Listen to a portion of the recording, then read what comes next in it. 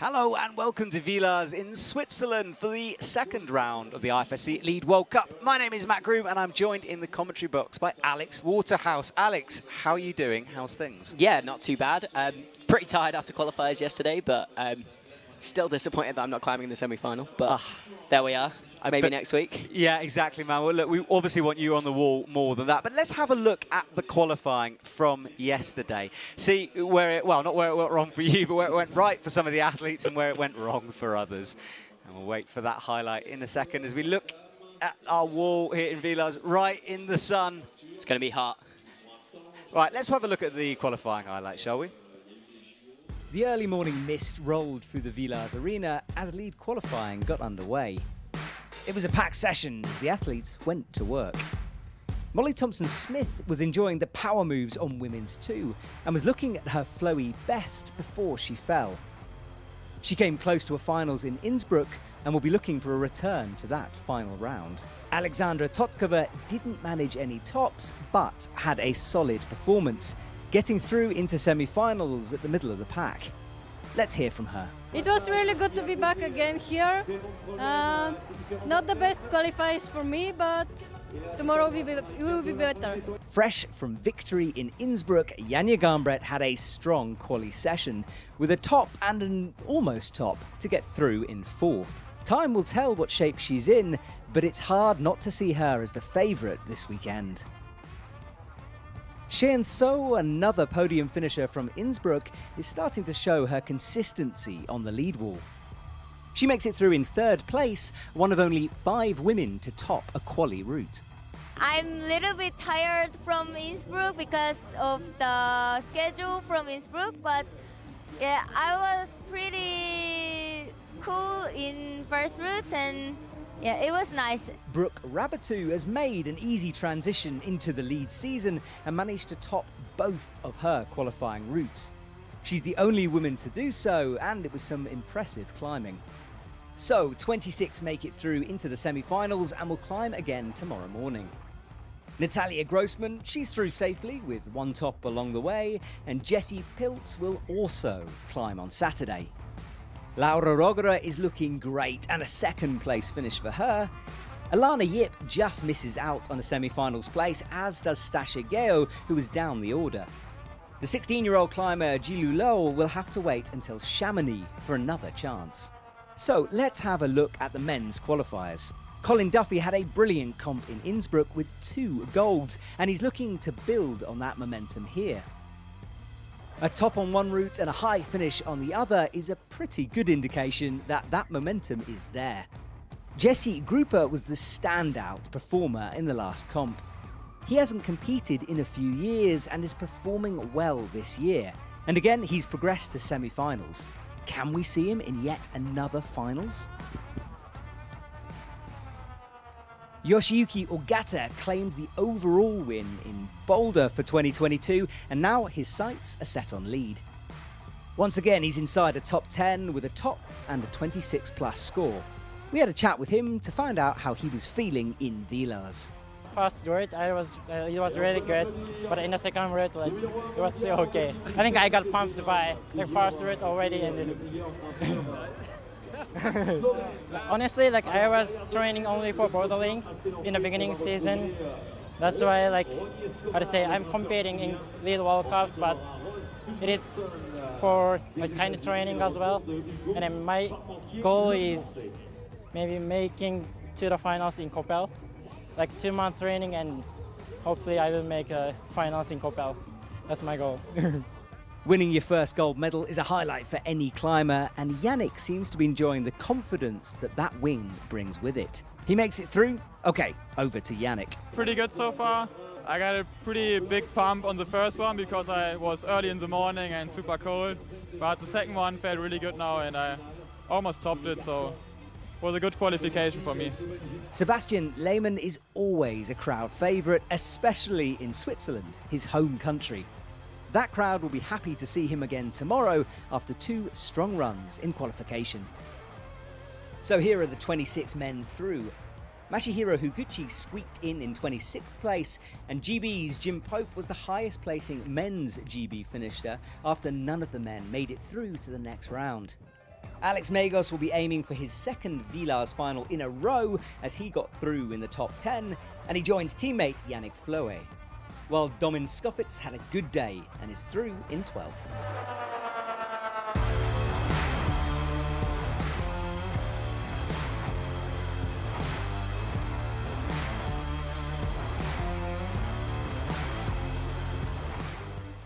Well, that was yesterday's qualifying session, and we're already underway here in Villars. Two routes, men's on the left, women's on the right. Yevgenia Kazbekova is on the right of your screen, Masahiro Higuchi on the left. And Alex, first of all, with this route, we noticed the colours between the two are very similar. Yeah, so the route setters this time have decided to section out the routes the same for men and women. So we have a white section, a blue section, red, yellow, and then mint and black on the top.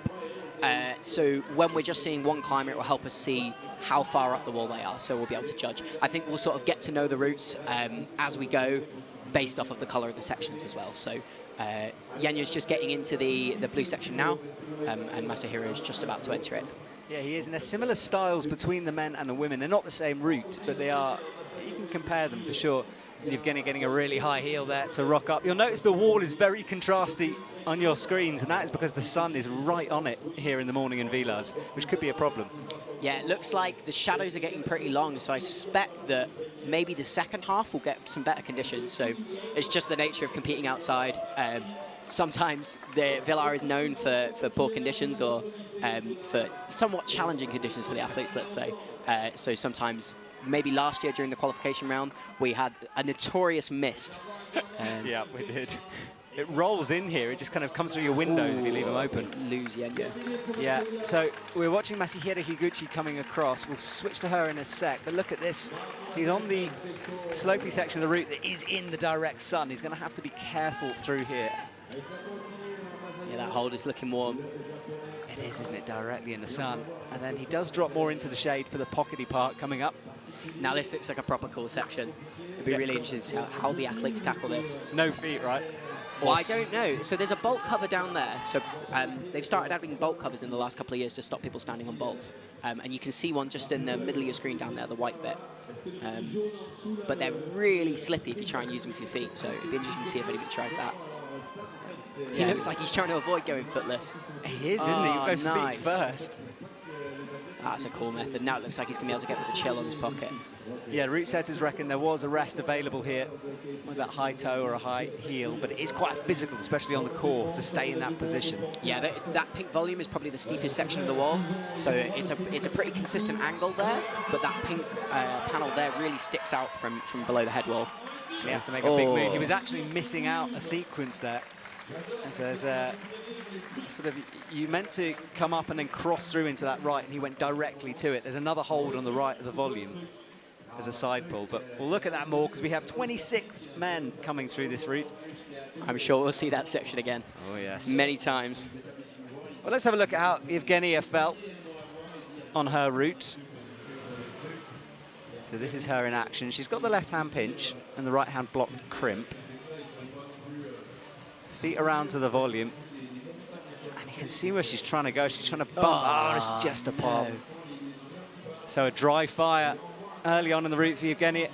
Unfortunate for her, it can happen. And when it happens, like, it's so frustrating as a climber when that goes on. That's probably the biggest difference between lead and boulder that I've found competing in lead for the first time this year. There's just no room for mistakes.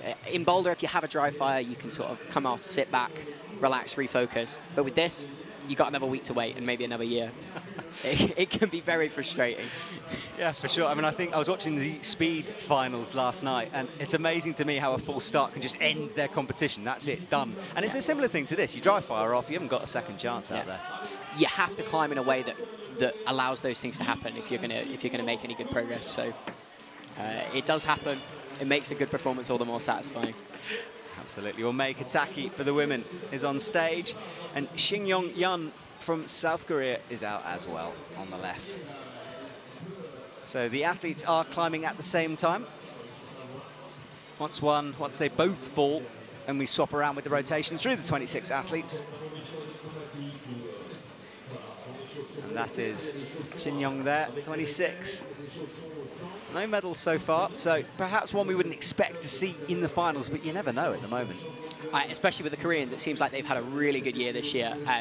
Don-hyun in the bouldering has been like standout, consistent performer. Jongwon's back. Yeah, exciting to see how they're getting on the lead. I love the fact you say Jongwon is back. He is indeed one of my favourite climbers to watch. Yeah, so much fun, so expressive.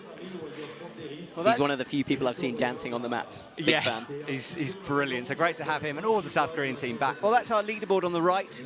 Current score for the men. Masahiro Higuchi, because we saw him first. He's the only one to set a score of 21.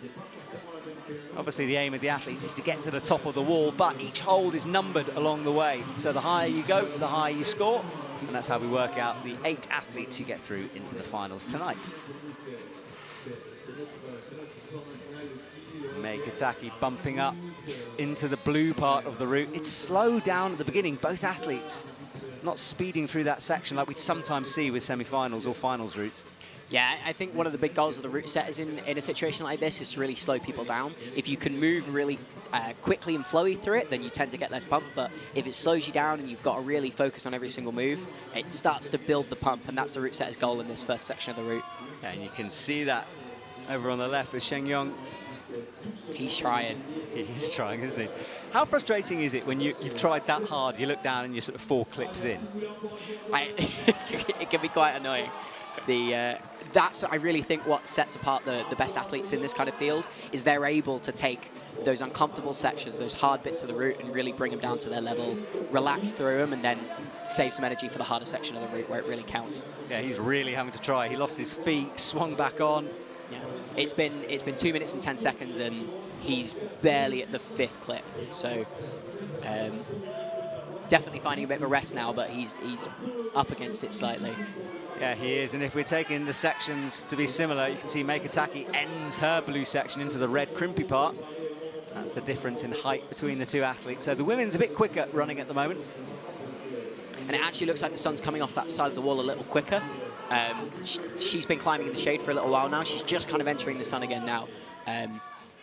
So the holds are in the shade, but she's in the sun. Yeah, the problem is the next 10 meters of that women's route, because the yellow slopers that just on your screen, that is directly in the sun, and apparently they will feel horrendous in these conditions. Well, with how she's looking at the moment, I'm sure she's going to make good work of them. Yeah, we'll have to wait and see. Meikataki nearing that yellow part. Meanwhile, Shin Young on the left, he falls at the end of the blues. Didn't get that foot first sequence we saw Masahiro nail.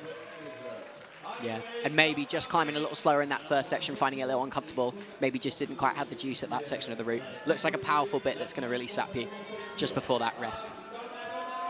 So Meikataki is on these horrendous yellow holes. That bit's shady, fine. It's the head wall in a set that's in the direct sun, and she's having to fight. Look at those slopers. Great shot. Thought she was going to grab the draw there. That's what I'd do in that situation. Take. So Meikataki is down and looks back up at the route. And that's both sets of athletes gone. So we will move on. There's a cleaning break about halfway through this competition. And me and Alex will talk about all things climbing for you while the route setters work hard at making everything clean for the athletes. That's coming up about halfway through, just before Molly Thompson-Smith for the women and Sasha Layman for the men. Yeah, it's a nice place to be just after a clean. You don't really know how long it's going to be until you get on the wall, but the holds are going to be clean after 13 climbers. So I always think it's such a boost for someone coming after that and such a disadvantage for anyone before the cleaning break. Just psychologically, you know you've got the dirtiest holds. Yeah, I managed to be one before the cleaning break twice in a row in the qualification yesterday, which has not happened to me before. No. That must have been it. Yeah, definitely. Yeah, that's can be the only reason. How is Team GB at the moment? Talk to me, because you guys are out in Europe, you're on the tour, you're all going around. Is it a good team atmosphere? Yeah, it's actually been really nice this year. We've managed to stay as a team for a lot of the competitions. We're actually all in one house together here, but it's been great. A lot of the people on the team are having some really good results. Seems like we're going from strength to strength. Excited to see what we can put together in the lead season, and excited to see what Molly can do today. Yeah, she's climbing. She nearly made the finals earlier, and she's climbing after the cleaning break. So Mattia Pozzi from Austria, there she is. Romaric Jeffrey from France is on the left. Romaric was swinging around yesterday with big campus moves, so he was looking good. It's taking a long time to read this route. And look, the athletes were out earlier. They get a chance to see this route the same way as you would for the finals. What do they do then? Can they go back into the ISO and draw it? Do they chat about it? How do they remember the route? So it really depends on your style. Definitely some people go back and draw it, especially if you've got a longer break between when you go back in and when you climb. That amount of time, it can be nice to really study the route deeper and have something to sort of talk to other people about. But if you've not got all that long, close your eyes, do your best to remember, and do your best to visualize. You might see some people on the floor, a la Adam Ondra, trying to climb the route in their head. But the recall of the top athletes on these kind of routes, even after just 6 minutes, is amazing. Yeah. They'll be able to draw the entire route from memory. They'll be able to tell you every sequence, every hold. It's just a skill you build up over time. It's impressive. It is very impressive, and also being able not just to be able to remember it, to be able to read it accurately for the beta. Yeah. Quite often you've got to go in with 1 to 3 options on every move. Maybe it doesn't feel quite how you expect when you get there, and then it's about intuition and instincts, knowing what to do on the wall. The athletes having to rely on that right now. Mattia is through the white part on the right into the blue section, whereas Romaric hasn't yet left that initial section. We're watching people rest so down low for the men. Yeah, really slow section of climbing. Thuggy too on those big flat hold pinches. Mattia making the jump out. Apparently that's not really possible to do static, that women's jump. You have to go for it, but it is good. There's good crimps on it. Yeah. In the pinch. That's quite often the case on these lead routes, where actually the move's not that hard, but if you undercommit or you don't go for it fully, it'll either be a lot harder or you just won't make it at all. Well, commitment's interesting because, as you were saying, 1 slip, 1 pop, and that's it for them. So committing to a big jump when you might not know the outcome is scary. Yeah, that's just another way the route setters test you. It's all part of the game. You've got to learn to be as relaxed on a rope as on a boulder wall. 1 go. Mattia swinging about. Yeah, she is. Feet loose. She gets them back on, though, now. Matches. She enters the crimps. Oh, close. Yeah, that red section on the women's proving to be a pretty stop apart, especially entering it. Romaric now is trying everything to get his feet on the wall whilst he goes sideways. Bumps out. Look at the tension there. So strong. Great from him. So holding the swing. He's going feet first as well. Yeah, it does look like the best way is to lead with the feet and try and get the toe in on that dual texture jug. Oh, perhaps I spoke too soon. Yeah, you can see what he's thinking with the heel, but really had to go out and try to get a toe on the other side of the dual tex, but tricky move. It just seems like you have to climb that first bit so efficiently in order to have the power left to get to that rest. Route setters often put these routes in a certain way that allows for separation. So they know that maybe some athletes will fall down low, and then perhaps the middle part's okay. And then there's usually a stopper section that separates the top 5 athletes, which I always find quite interesting to work out where it is. For the men, I think it's coming, the head wall for both the men and the women's is the hardest parts, but the women's yellow slopers is meant to be that stopper section. Yeah. And for the men, that yellow again. So that's where we'll see a lot of the separation. Yeah, keep an eye out for the yellow sections. It's nice to have a visual representation of that. It's good to see. That is our stadium as our camera retreats across it. Speed on the left, that was last night. Go back and watch that if you missed the broadcast. We had some insanely close races last night. 2 world records broken during qualification as well by the same man, so it's pretty full on. So, we have 2 more. Yutong Zhang from China is on the right. Diego Fourbe on the left from France. Team China last night won 4 out of the 6 medals, I think it was. And that's with the Indonesians 5 there. out of the 6 medals. Incredible. Yeah, with the Indonesians there. So it looks like the Chinese team has really stepped up. They've been away for a couple of years since COVID, but it's obviously they've been working behind the scenes. They've got in a fresh coaching team, and it looks like they're making some really good progress. Obviously, Lucy Liu, pretty incredible in the bouldering, winning her first medal in her first bouldering World Cup. So see how Yutong can do today. Yeah, it's going to be interesting with her. She didn't make it through to this semi-final here, but The Chinese coaches were telling me they just don't know how good their athletes are because they've had this period where they've been away from the international scene. So they're like, look, they're good internally, sure, but we don't know what they're going to be against the world's best. And it turns out pretty good. That can be a pretty incredible driver when you have a system that's closed for a little while. Nobody really knows how anybody compares, so all you can do is train as much as possible, compete against your peers. I actually found that during COVID when we were all training together as a team in the UK. We didn't really know where anyone else was at. All we had was the people next to us, and we could see how hard they were working. So everybody got pulled along. Rising tide lifts all boats. That's fascinating. Someone should do a documentary on COVID times for climbing athletes. I bet you hear some stories. To be a fly on the wall. To be, a fly in the cellar. So Diego Forbet is on the left. He's getting through the blues. Again, working to get his feet on. That's the hard part for the men through here. Oh, that's a big shouldery press as he comes across. He's obviously working hard, but it looks like he's found a little bit more efficiency through this section. Definitely moving a little quicker than the previous athletes. Yeah, he's having to bounce that left hand. A big swing that sticks it. And now he's got to work out the toes. We know there's a semi-rest coming up here if he can find it with the double toes locked in. Oh, that's powerful. That's a front lever. He's going to have to really swing his feet. Oh. Nice. Anyone watching that, I mean, that is an impressive move. A front lever full stop is hard work, especially on the lead wall. He's got that heel in now. It doesn't look like he's been able to take a massive rest, but... Yeah, he does that sequence different as well from how the route setters envisaged it. I think that's going to move him up the leaderboard as well. Pretty long move, but he's struggling with this clip. That can be so frustrating. Right arm goes from totally fine to boxed just in a couple of fumbles. Yeah, on the most overhanging section as well. Perfect. Oh, yeah, he's trying hard. He's fighting. He is, isn't he? I think he's going to move right up to the top of the leaderboard, up to the yellows. Oh, and so close to the stick on that too. That's a really good effort. He had that left-hand drag almost holding him in, not quite enough. Yutong Zhang is still on the wall, though. Just finishing up the blue section, and she goes. There we lose her. Well, that is 4 athletes done.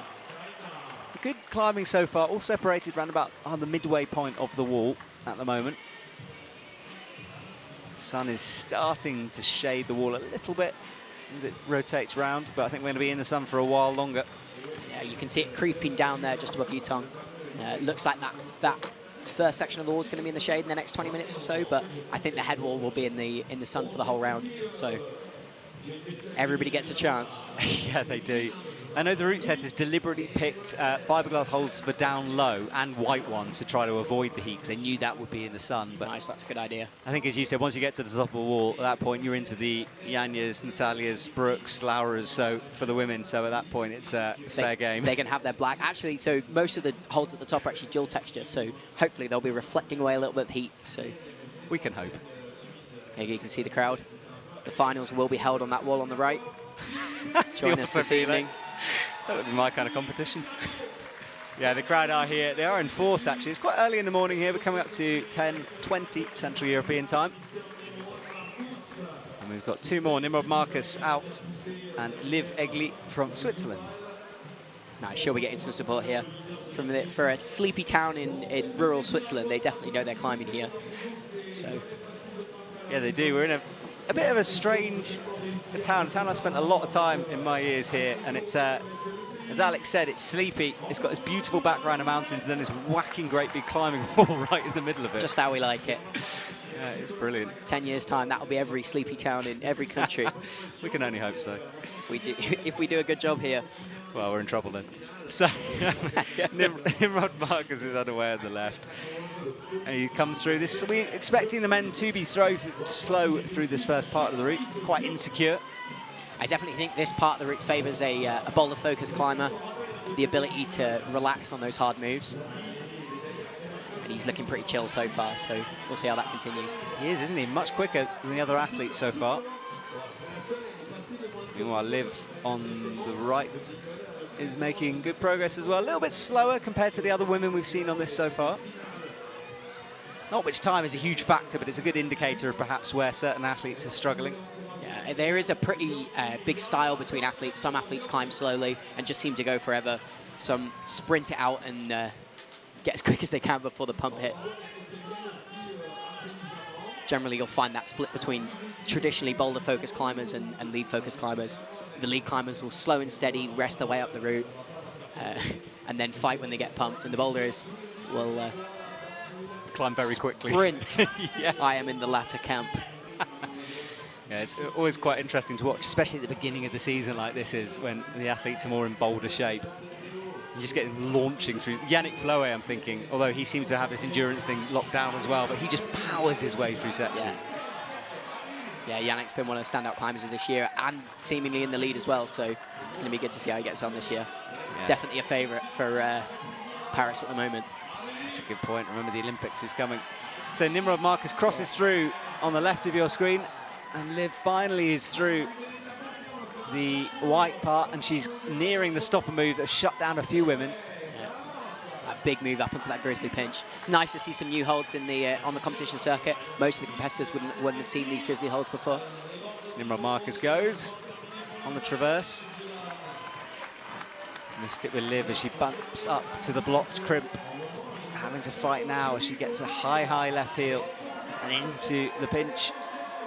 She's getting a lot of support from the Swiss crowd. Oh, just a foot slip. Oh, as you get back on. Yeah, every move here could be her last as she nears the end. Oh. And there it is, finally. It's so tough there because of the way the sun is. The holds aren't in the sun, but your face is. Anyone who's tried to climb with the sun peeking over the crag will know that it makes it pretty difficult to see when the next hold is coming up. So definitely a challenge to work with. Yeah, it's true. Possible that we might see some climbers in the Villars sunglasses that we've been provided. I did wonder about that. You see a lot of athletes and staff wandering around with these wooden sunglasses. I still haven't found where these are being given out. I found a box and I acquired myself a supply. Excellent. So come and find me after. Check out eBay if you want those. So the Villars are leaving, watching some replays. That was Liv falling. Great fight from her. The athletes enter in the middle of the stage through the blue doors. You can see them coming out. The isolation area is behind that. And Miyu Kakizaki from Japan is on the right, and Victor Baudrin from Canada is on the left. Miyu Kakizaki was great in Innsbruck. Competed a lot out there. And Alex, are the athletes tired at the moment? Because you guys had a full-on week in Innsbruck last week. A couple of days turnaround, now we're here. Is fatigue setting in for anyone? Yeah, it's hard work, especially if you're doing the whole boulder and lead season. It's already been a pretty long old slog. And now we're basically just starting the lead season. And I haven't done loads of rounds in the last few comps, but I'm feeling pretty fatigued. It's not just the climbing, it's the training in between, it's the traveling, it's the planning logistics, it's all that stuff starts to build up over time. And I mean, we've been through plenty of time zones in the last few weeks. I mean, we were in the States just a few weeks ago, now back to Europe. Some athletes were in Korea just before that. It starts to add up, and I think that's, again, what makes some of the best athletes the best, is they know how to recover. They've got all those plans in place. They know how to do it week in, week out. And that's what makes the overall season championship such a big deal, is because it means you have to do it week in, week out. Yeah, and I think people sort of forgot about it a little bit during Corona because it was so spaced out. Not every athlete does it, but it's worth remembering that these athletes are competing for that overall win, and it does mean a lot. Shows just ultimate consistency throughout the season. Yeah, the champions, the people that are remembered, they're the people who can do it every time they step on the mats or every time they tie into the sharp end. So both athletes at a similar point, resting before the blue part of the route. Victor Baudrin with his left hand up, and there is Miyu Kakizaki also resting with the toe. Double toes now. She's been here a while. I think part of it is just working out how to unwind into this next part of the route. Yeah, if you're very comfy in a rest, it can be pretty tricky to venture out, but you can't stay there forever. You've only got 6 minutes. So on she goes. Yeah, we haven't got a clock on screen, but I'll be letting you guys know if we come close to a timing problem. We don't think there will be on this route. I think if anyone's hanging on here for 6 minutes, then they'll be very near to the top, or they just get a pass. Stuck in an E-bar. Stuck in an E-bar. Kakizaki swings out as she finally moves on from that rest. She was out a while. Victor Baudrin is making good work on the red pockets. Yeah, he swings a heel up left. Looks like he's been able to find a bit of a rest there. Yeah, and that clip is way better from that position. Yeah, that looks really nice. He's definitely not going to be worried about that on the crimps later on. Oh, but he slips coming out of the rest. I think the heel went. Yeah, I think the heel did go. Looked great for the clip, but having to unweight it again to unwind, to bring the feet back in front. Sometimes it's just not worth taking the extra risk to clip a clip in front. Because if he'd have got up there, then he'd have been at a high point anyway. So hard to judge. You've got split second to decide what to do. And it did look like the way through that. I mean, he looked so solid on the clip. Yeah. So, yeah, he's still Here on. she goes. Big move. Whoa, that was a long way. Just doesn't get it. So one of our shorter athletes definitely would have had to go pretty hard for that one. Yeah, so with Victor's slip, is it, as an athlete, when you go off on something like that, do you just let it go and go, you know, look, it happens in football, or can you be a bit more critical with yourself and say, well, look, I did something wrong there, 2-4. How do you approach it? I think it depends on the situation.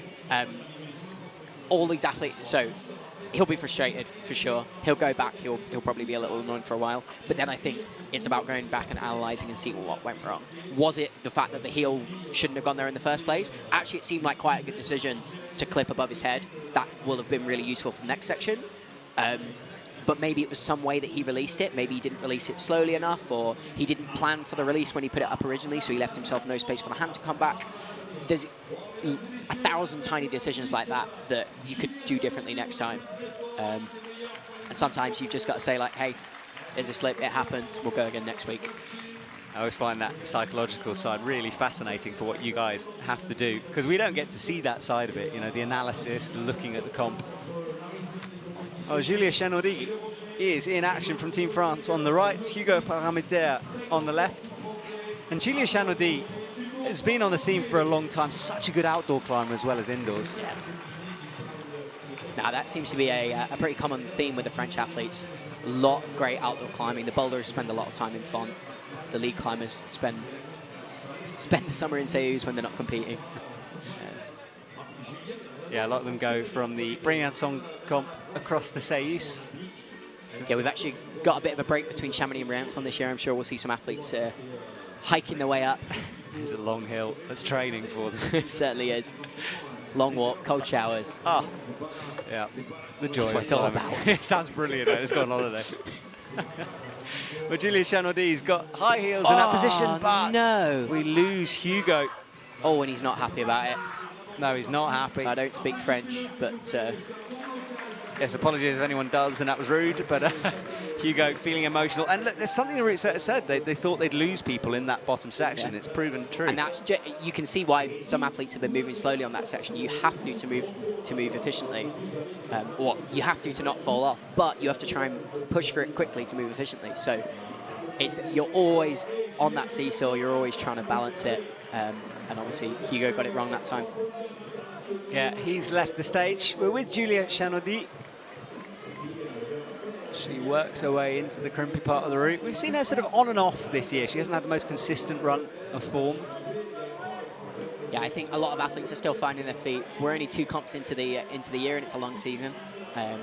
We're still lead climbing at the end of September out in Jakarta, so people aren't quite there yet. There'll be training times to have. So I definitely think we'll be seeing a slightly different field towards the end of the year as we are now. Yeah, it's nice to see such an extended comp season. Julia having to really work. Yeah, good decision there to bump the hand to come in. Looked like she was trying to... Oh, really trying here. That's cool. Yeah, you feel like she needs a resting position soon. Yeah, she's just tried to put a knee bar in there, and it's not happened. One of those situations I think we've all been in as climbers where you're like, anything, I'll use my head, knees, it doesn't matter. I just need to take the weight off the arms. Any means necessary. It's a full contact sport. True. So Julia Chanaudy is done. We lost Hugo Paramiter very early in that comp for a slip on the white part of the route. So they will leave the stage. Julia is there on the right looking up. Hugo was sat down in the shade on the left, but he's now left. And this was the move from her, trying to find a rest with a knee bar or scrub or something in there. Couldn't find it, and the next move was her last. Yeah, sometimes in that situation when you are pretty pumped, it's just best to push on. you're probably not getting it back, so it's about maximising what you've got, getting as far as possible. But yeah, and a reminder on the scoring system on that one, because you have to clip all the quick draws on the way up. Each hold, as I said, is a point, but there is a plus available if you use the hold you're on.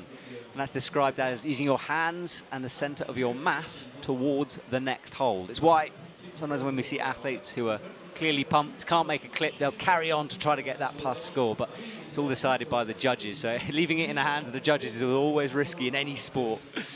yeah, and that's one of the rules we see the most discussion about in the between athletes. Sometimes it will seem like people have made pretty good positive progression, they won't get the plus, but it's all about how the rule is worded, and you have to make your movements in accordance with those rules in order to get the plus. And it can make such a big difference. That can be the difference between finals or not, or the win or not. Absolutely, and it depends how you're jumping as well, because if you're clearly just falling backwards but your hands are going up, that's not going to count as the centre of mass, and that is a debatable point. Yeah, I think that's changed over the year as well. Sometimes if you just make any kind of movement towards it, that used to be a plus, but now not anymore. You really have got to make a pretty solid effort towards the next hold in order to get it, which I think is better. You need to have some separation between the people who are falling off and the people who are really like making active progression towards the hold. So. Yeah, and with any sport, it's always a bit of a cat and mouse game between the athletes and the judges. The athletes want to push every rule, the judges want to stand on the rules, and me being in the middle, I get to talk about it, which is just wonderful. Yeah, it's just all about maximisation. We're trying to get as far as we can. Exactly. Well, Nicholas Collin is on the left, and on the right, Sarah Chopa from Slovenia. Slovenian team starting to show their might here a little bit. They were perhaps a little quiet without Yanya during the boulder season, but now we're in the lead. We're seeing so many athletes getting through, big names. Yeah, definitely one of the premier league climbing nations these days. Amazing for such a small country with limited facilities. They just climb around in circuits all day and get very fit. Do you guys train with different nationalities occasionally, or do you stick within your own national teams? Not as much as I like. I think that's one of the really interesting bits about the World Cup Tour for me. Innsbruck last week, after the competition, I don't think I've ever seen quite so many international athletes in one place. It can be pretty high pressure sometimes, but the learning you can get in such a short amount of time is amazing. Yeah, it was lovely to see in Innsbruck, everyone in the same place. Definitely one of the best places for route training in the world. Absolutely jam-packed with 8C+, 9A, 9A+, all next to each other. Yeah, that was the gym last week, yeah. As Alex is saying, I don't think I've ever seen a 9A+ written on a wall, but you do in Innsbruck. And they're quite hard for 9A+ by all accounts. I bet Didn't they try are, them, but... Well, which I'd know the difference, but anyway. So Sarah is halfway through the blue on the right. Nicholas Collin, massive move. There he is. And he's one of my favourite climbers to watch, because once he gets pumped, he basically just fights for 10, 15 moves. So I'm hoping he gets a chance to fight here and we can hear some more power screams. Yeah, he thought about using different beater and then eventually just jumped, and he's going to jump here again. Yeah. Still looking strong though. Looks like he's got a lot left in the tank. Doesn't he? Look at that position. Feet high up on the wall, and check out the angle of the quick draws to show you how overhanging that is. Yeah, and it looks like he's found the best beater so far pretty quickly. He's looking great, isn't he? Oh, can he keep it together? He's resting for a long time as Sarah climbs past him. Yeah, they're both just entering this red and white section now. So he's taking a quick break and now he's off again. Got the nice heel. This will be the move. Oh, nice. So there is a hold down which is right foot's on, which you can use to then bump through, but no one's actually using that at the moment. Yeah, it looks like that heel and then the right hand again looks like good beater so far. Yeah. He's just about to fight into the yellow section. It's going to jump him right on the leaderboard. Look on the left. He's aiming for 26+ for the high point. Yeah, this move here will be the high point. Oh, he's made it, and here come the screams. Oh, he's trying hard. Grimacing his way up. He's looking brilliant. And he's read this clip, because clipping it from that position is easier than from below. Yeah, his elbow's coming up though. He's obviously pumped. Ah, so close. That was a great effort from Nicholas. So that's a new high point there. Yeah, you see 29 is a high point, about 2 meters below the head wall. Sarah's looking pumped as well. There she is. She's past where Julia was desperate for the rest. And look at those elbows as they come up and out. She's still making progress though. Hey, Sarah's been good this weekend. On the yellows, she comes down. So good performance in the corner. So Sarah and Nicholas has finished, and as Alex said, Nicholas just fought hard at the bottom and then just carried on grinding through that route. Yeah, he really knows how to switch it on when it counts. I think on a lead route like this, there's a danger of not wanting to try too hard too early, but you've got to be able to kind of switch on that try hard for individual moves when it's hard. And then just once the pump hits, grind it out. And you will notice that the athletes are waiting. So if they fall early, they have to wait for the other athlete to finish. Sometimes the athletes will know when a route is hard down low, like the men's is, but they won't in this situation. So they're approaching everything fresh. Quick. Yeah. One of the skills is to be able to read from the ground where you've got to be able to, where you can flow through and where you've got to be able to find that try hard. There's nothing worse than coming up to a move that you're expecting to be chiller and it's living end. So just another skill.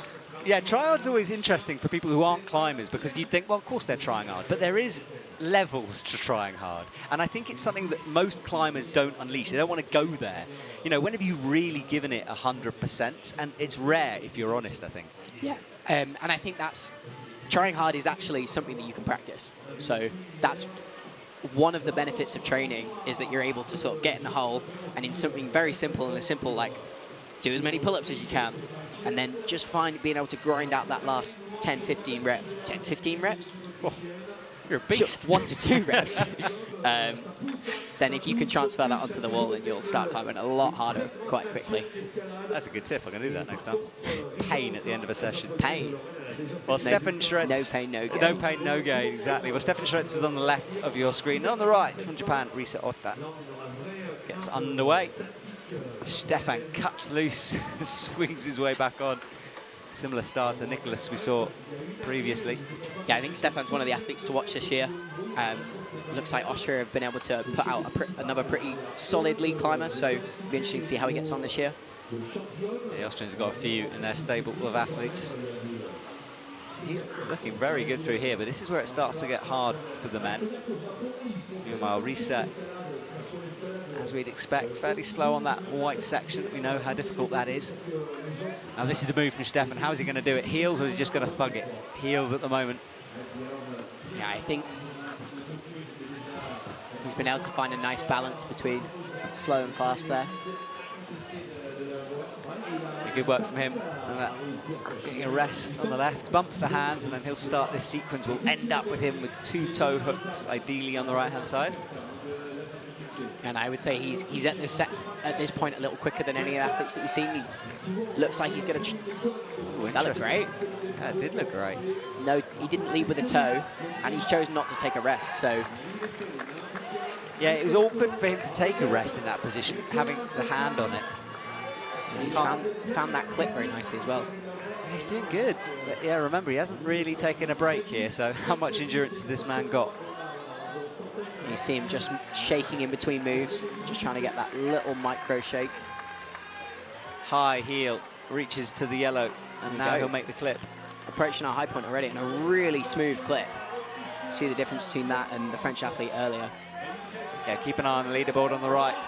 There it is. Confirmation of his first place high point. Great. Just approaching the end of that yellow section. So like you said, definitely seem to be the stopper section so far. The Austrian coach is down at the front, and we did lose Risa Ota as well. As you can see, she's back on stage. Yeah, just on that, looked like on that big move off the pitches in the blue section. So Risa looking tired. The athletes will leave at the same moment. Stefan managing to undo that knot that can be tricky when you land on it. Yeah, we're part of the rules. You have to climb on a figure of 8 with a stopper knot. So I'm a bowling fan myself, but if you take a big whip, it can be hard to get it untied again. Yeah, really can. I've got a great picture of Adam Ondra grimacing. It looks like he's trying really hard. He was actually in reality just doing his knot. Well, you're coming off pumped as well, so... Yeah, it's difficult. It locks up like iron, those things. Just ask the B-layer. Yeah. Well, it's the privilege you get, isn't it? Absolutely, you guys deserve it. Ryu Nakagawa on the right, and then Paul Gempt from France on the left. And Alex, Paul is someone who's interesting. He's it's easy to forget how young he is. He's transitioned from the junior scene into this senior circuit, and he is one to watch. Yeah, it seems like recently the crop of juniors that we've been getting through is really quite strong. Obviously, we've seen Mejdi, Hamish McArthur for the UK, double world champion. Not in the semi-final, but definitely one to watch for this year. Yeah, it's a shame from Team GB. You guys had a real run into the semi-finals and finals. Not happened quite this weekend, but yeah, there's another chance next week. A lot of people just out of the qualification spots. Yeah, I think Molly is the only woman making it through for Team GB. She'll be out in a bit. I'll be cheering her on. Yeah, you're allowed to, don't worry. Favoritism allowed. Full here. favoritism allowed from you. I will be very professional yeah, and of course. neutral, of course. So Paul Gemft makes the clip, and he's a tall athlete, and he will do this differently, as you can see. You're looking for a toe hook underneath. Yeah, I like that. Knows how to use his length. It can be a little bit challenging on lead routes sometimes, but if you can come up with some innovative solutions, then it can be very worthwhile. Ryu is through the whites, into the pinches, setting herself up for that jump that's coming up. Keep an eye on it. There's a couple of moves. And as you can see, both athletes pretty much in the shade by now, so definitely looks to be an advantage coming out later so far. Yeah, the head wall, a section of the head wall. Oh, big move. Making that look really easy. Yeah, the head wall's a little in the sun just as you turn the lip, but that's going away. And as you said, yeah, that wall cooling down now a little bit. Paul Gemft should be able to get these toe hooks in pretty well. Yeah, he might be able to do it with his toes still in the first one. Oh, and he's turned all the way upside down to get twisted up. He's going to go with the hands as well. So that looks like great beater to swing the feet back left again. Makes that move really chill. He can take a little bit of a rest there. Same as we saw Stefan doing just a climber ago. Oh, but he's struggling with the bump here. Gets it. Had to ease his way into that. Ryo Nakagawa is through as well. Yeah, she's into the red section as well. Yeah, the corner coming up. She'll climb towards the left. You can see the hanging quick draw, and there's press moves through that part. All nears the high point as well. Gets the left slap. Power screaming. Thought about the clip, didn't fall into the trap. Looks like once that right heel's up, you can take a little bit of a chill with that hand and get the clip in. Oh, but he's not though, is he? He's carrying on. Oh. Just couldn't hold the swing. Yeah, I think you're right with the rest, but it's quite a physical move to get that rest back in, especially once you've let your feet go. Ryu is still going though. She's in third. She gets higher to the high point. 29 plus is where she's aiming for. She won't know that, remember, it's just us. Yeah, this yellow section claimed a lot of victims so far, but it looks like it's going to be where the difference is made. Bumps with the left. Needs to bump again. That quick draw, slightly strong. awkward.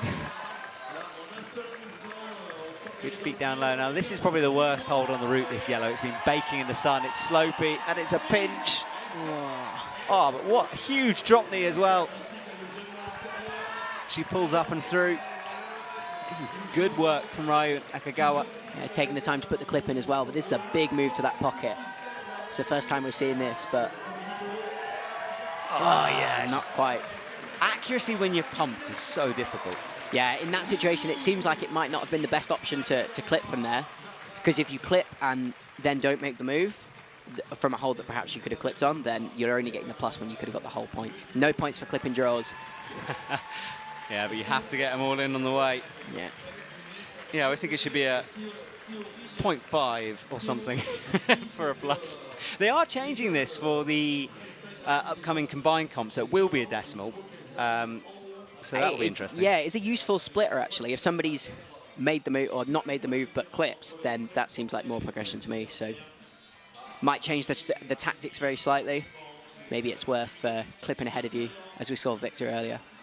Yeah, something they are taught is not, and it's something I think a lot of amateurs do, is clip very low because it feels safer, but the reality is it's more tiring to pull that rope through, reach up and clip. And yeah, the danger in a comp is always that you pass a clipping point where maybe you could have done it in search of more efficiency, and then you get to a hold that's much worse than you're expecting and actually can't clip as you expected, and then you can get stranded above it and you have to try and climb back down.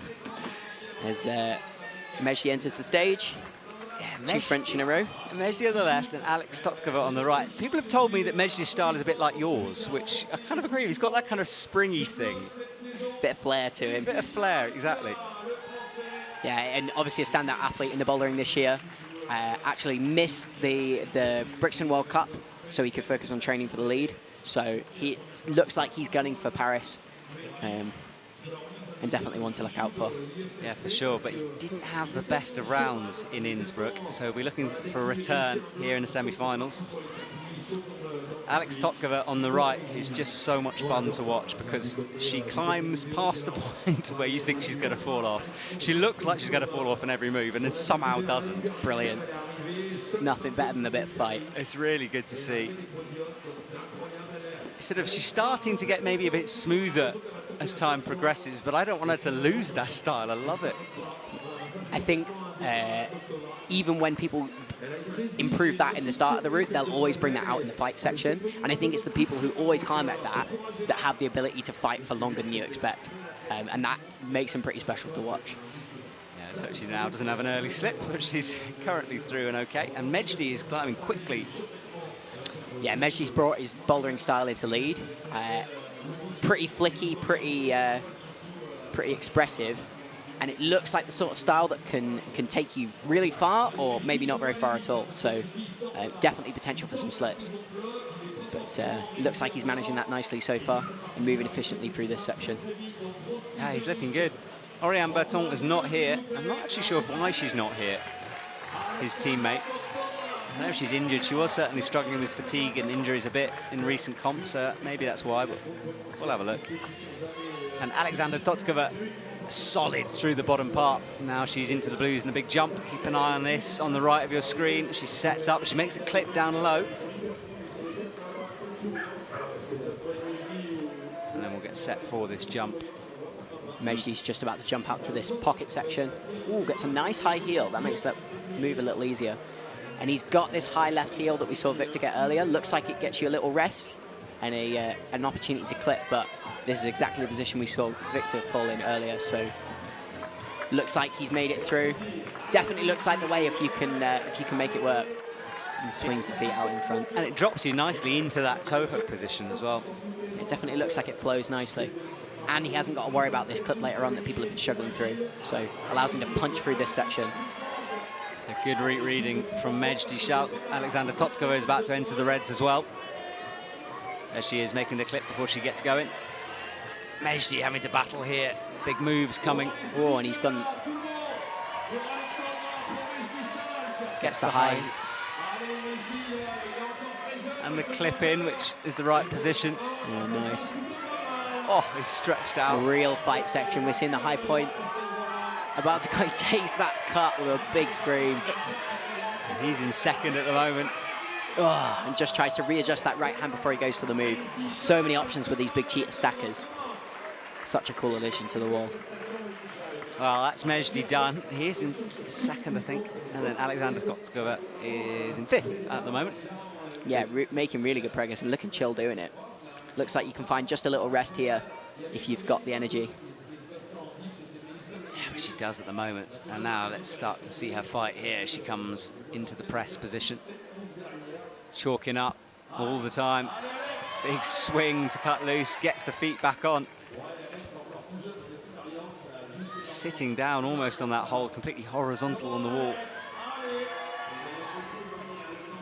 Oh, she looked like she was really struggling, and then she took her hand off to chill. What she does, you think she's definitely gone, and she's not. Looking so strong. Entering this yellow section, it's where the difference is getting made. Yeah, now the elbows are coming up, so. Yeah, she's fighting for sure. Just a loser there. Just looked like she got all stuck in that corner. Yeah, looked like maybe she hesitated a little bit through that section where she should have been moving quick. On the wall for almost 4 minutes, so definitely the fatigue starting to set in. Yeah, so Alexandra Totkova is down and out. She gets ready, and Mejdi Schalk fell a little earlier, but still moved himself into second position, so might be enough, we don't know. We've got some strong names coming up, though.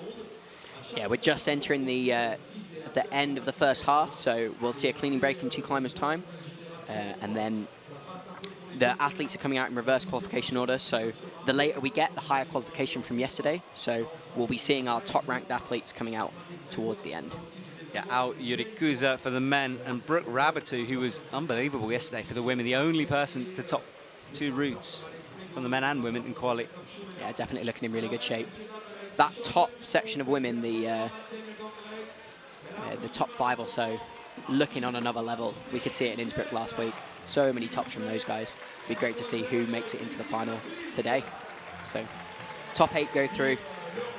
Yeah, that's what they're fighting for. Yeah, and down from 26, it's a big cut. Hannes Pullman is on the left, and Jessie Piltz is on the right. And Jessie has come like heartbreakingly close to finals so many times this year, and just hasn't been making the breakthrough that last little bit. I don't think, or maybe she's made one, but certainly. Yeah, she made the well, final. She made final in Innsbruck, but yeah. it unfortunately had a slip down low in the final. And actually, Hannah's on the left had a slip down low in the semi-final last week in Innsbruck as well. So I think he'll be looking for a bit of redemption. Yeah, both him and Hamish MacArthur misread the sequence through a box and got all tangled up. Yeah, so talking to Hamish, it sounds like they read together, and they both got it wrong in the same section. So they've promised not to read together again, which I think is very sensible. Very sensible. No longer friends. That's it. Now finished. It's a fragile game. Yes, for sure. Well, Hannes now alone without Hamish is doing pretty well. 2 clips in. Oh no! And we lose Jessie really low down. Jessie's just not having the luck at the moment. She fell on 8 in the final, 8+, I think. One of those athletes that could just keep going forever, but not if she doesn't get through the first section. That's a real shame. Yeah, she didn't rest in the semi-final with her route, just kept going. And like we said, like the route setters said, we are going to lose some people in these low sections. They're designed to be hard. They're designed to make people fall off and make them think. So, yeah, real shame. Yeah, Jessie's looking pretty devastated as she walks off stage. But here is Hannes Pullman. High hands, resting. Yeah, just through that white section at the beginning pretty efficiently. So he makes the clip, and he's one of those very popular athletes on the circuit. With the crowd especially, gets the toe high. So far, so normal through here. Yeah, I think that's all the athletes are aiming for at this point. No shenanigans. Yeah. But you can hear him breathing. Yeah, he's super expressive, is Hannes. Oh, he's trying hard. Just got lost in his shoulders there a little bit. Yeah, that was a big committing move for him.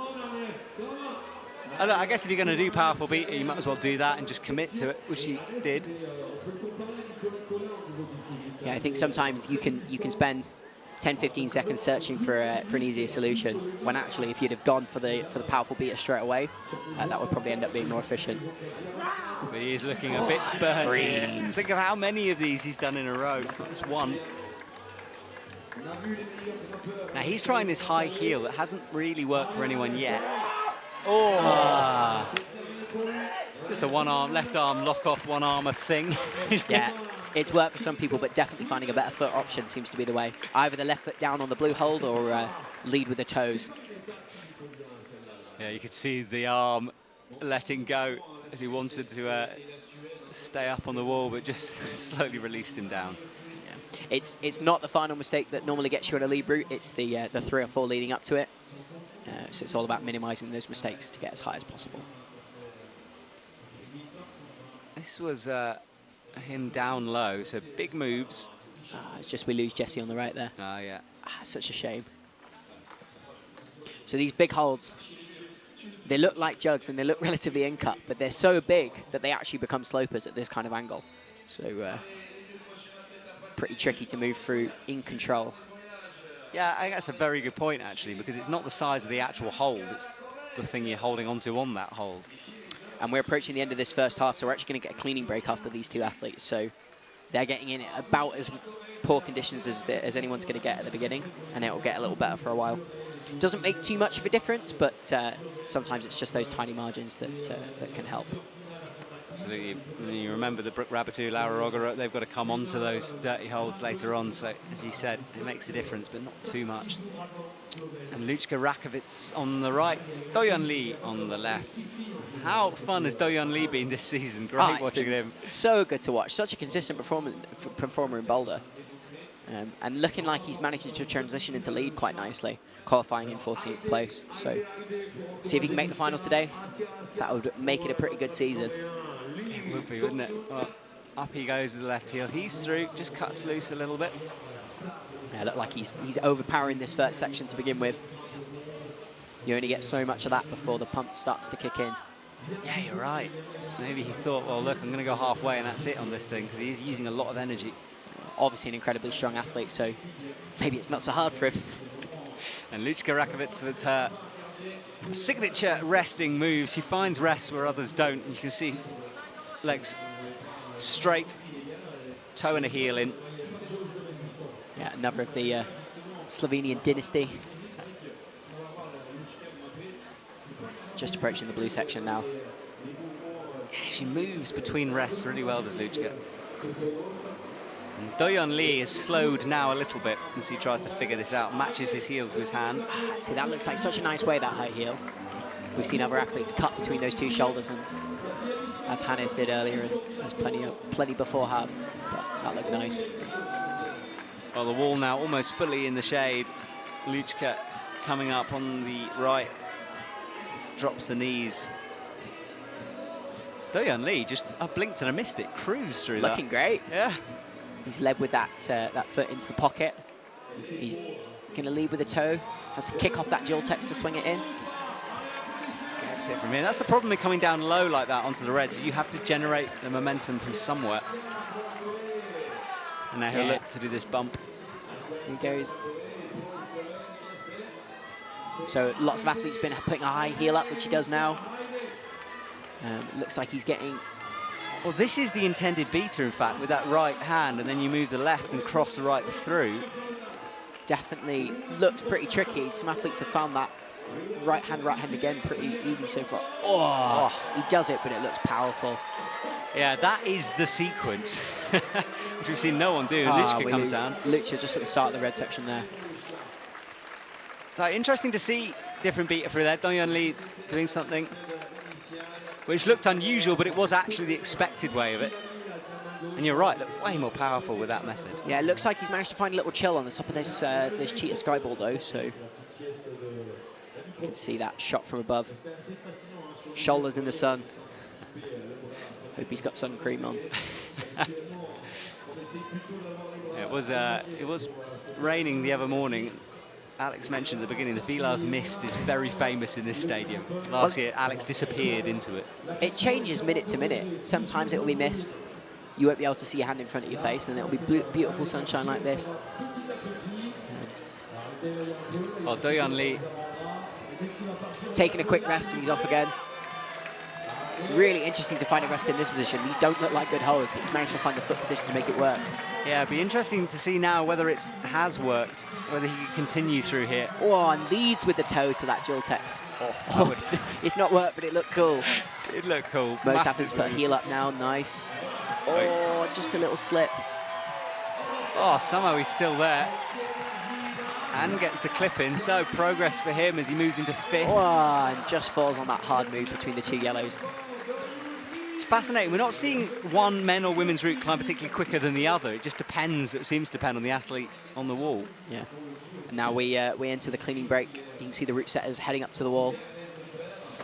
Right, Alex, look, you've dabbled with route setting a little in your time, a little bit, and I know you make holds as well. Yeah, started a whole company last year, so I'm much more interested in the holds than the route setters. So. Well, when you see a hold like on the wall, what kind of things are you looking at? I mean, when you design them, for example, what are you designing?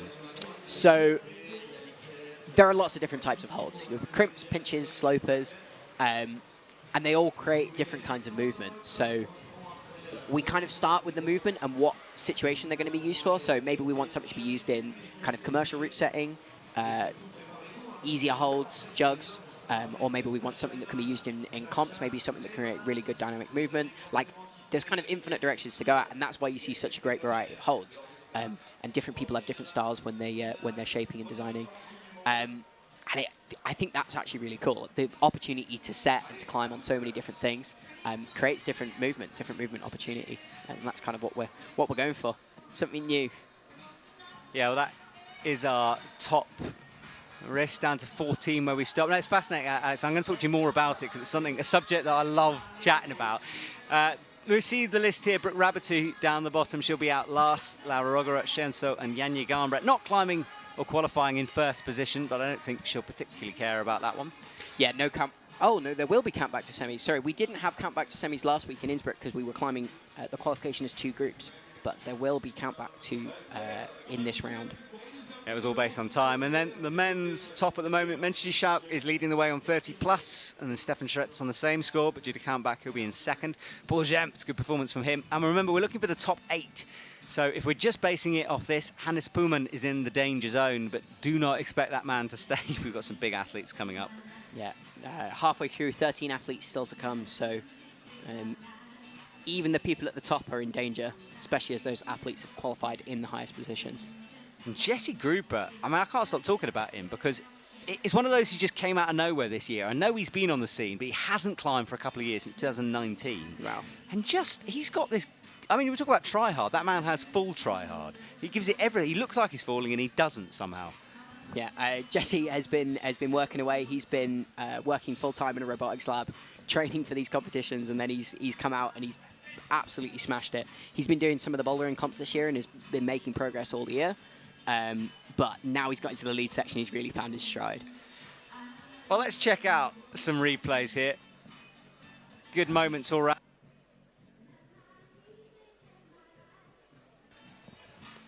So these was the action from earlier on.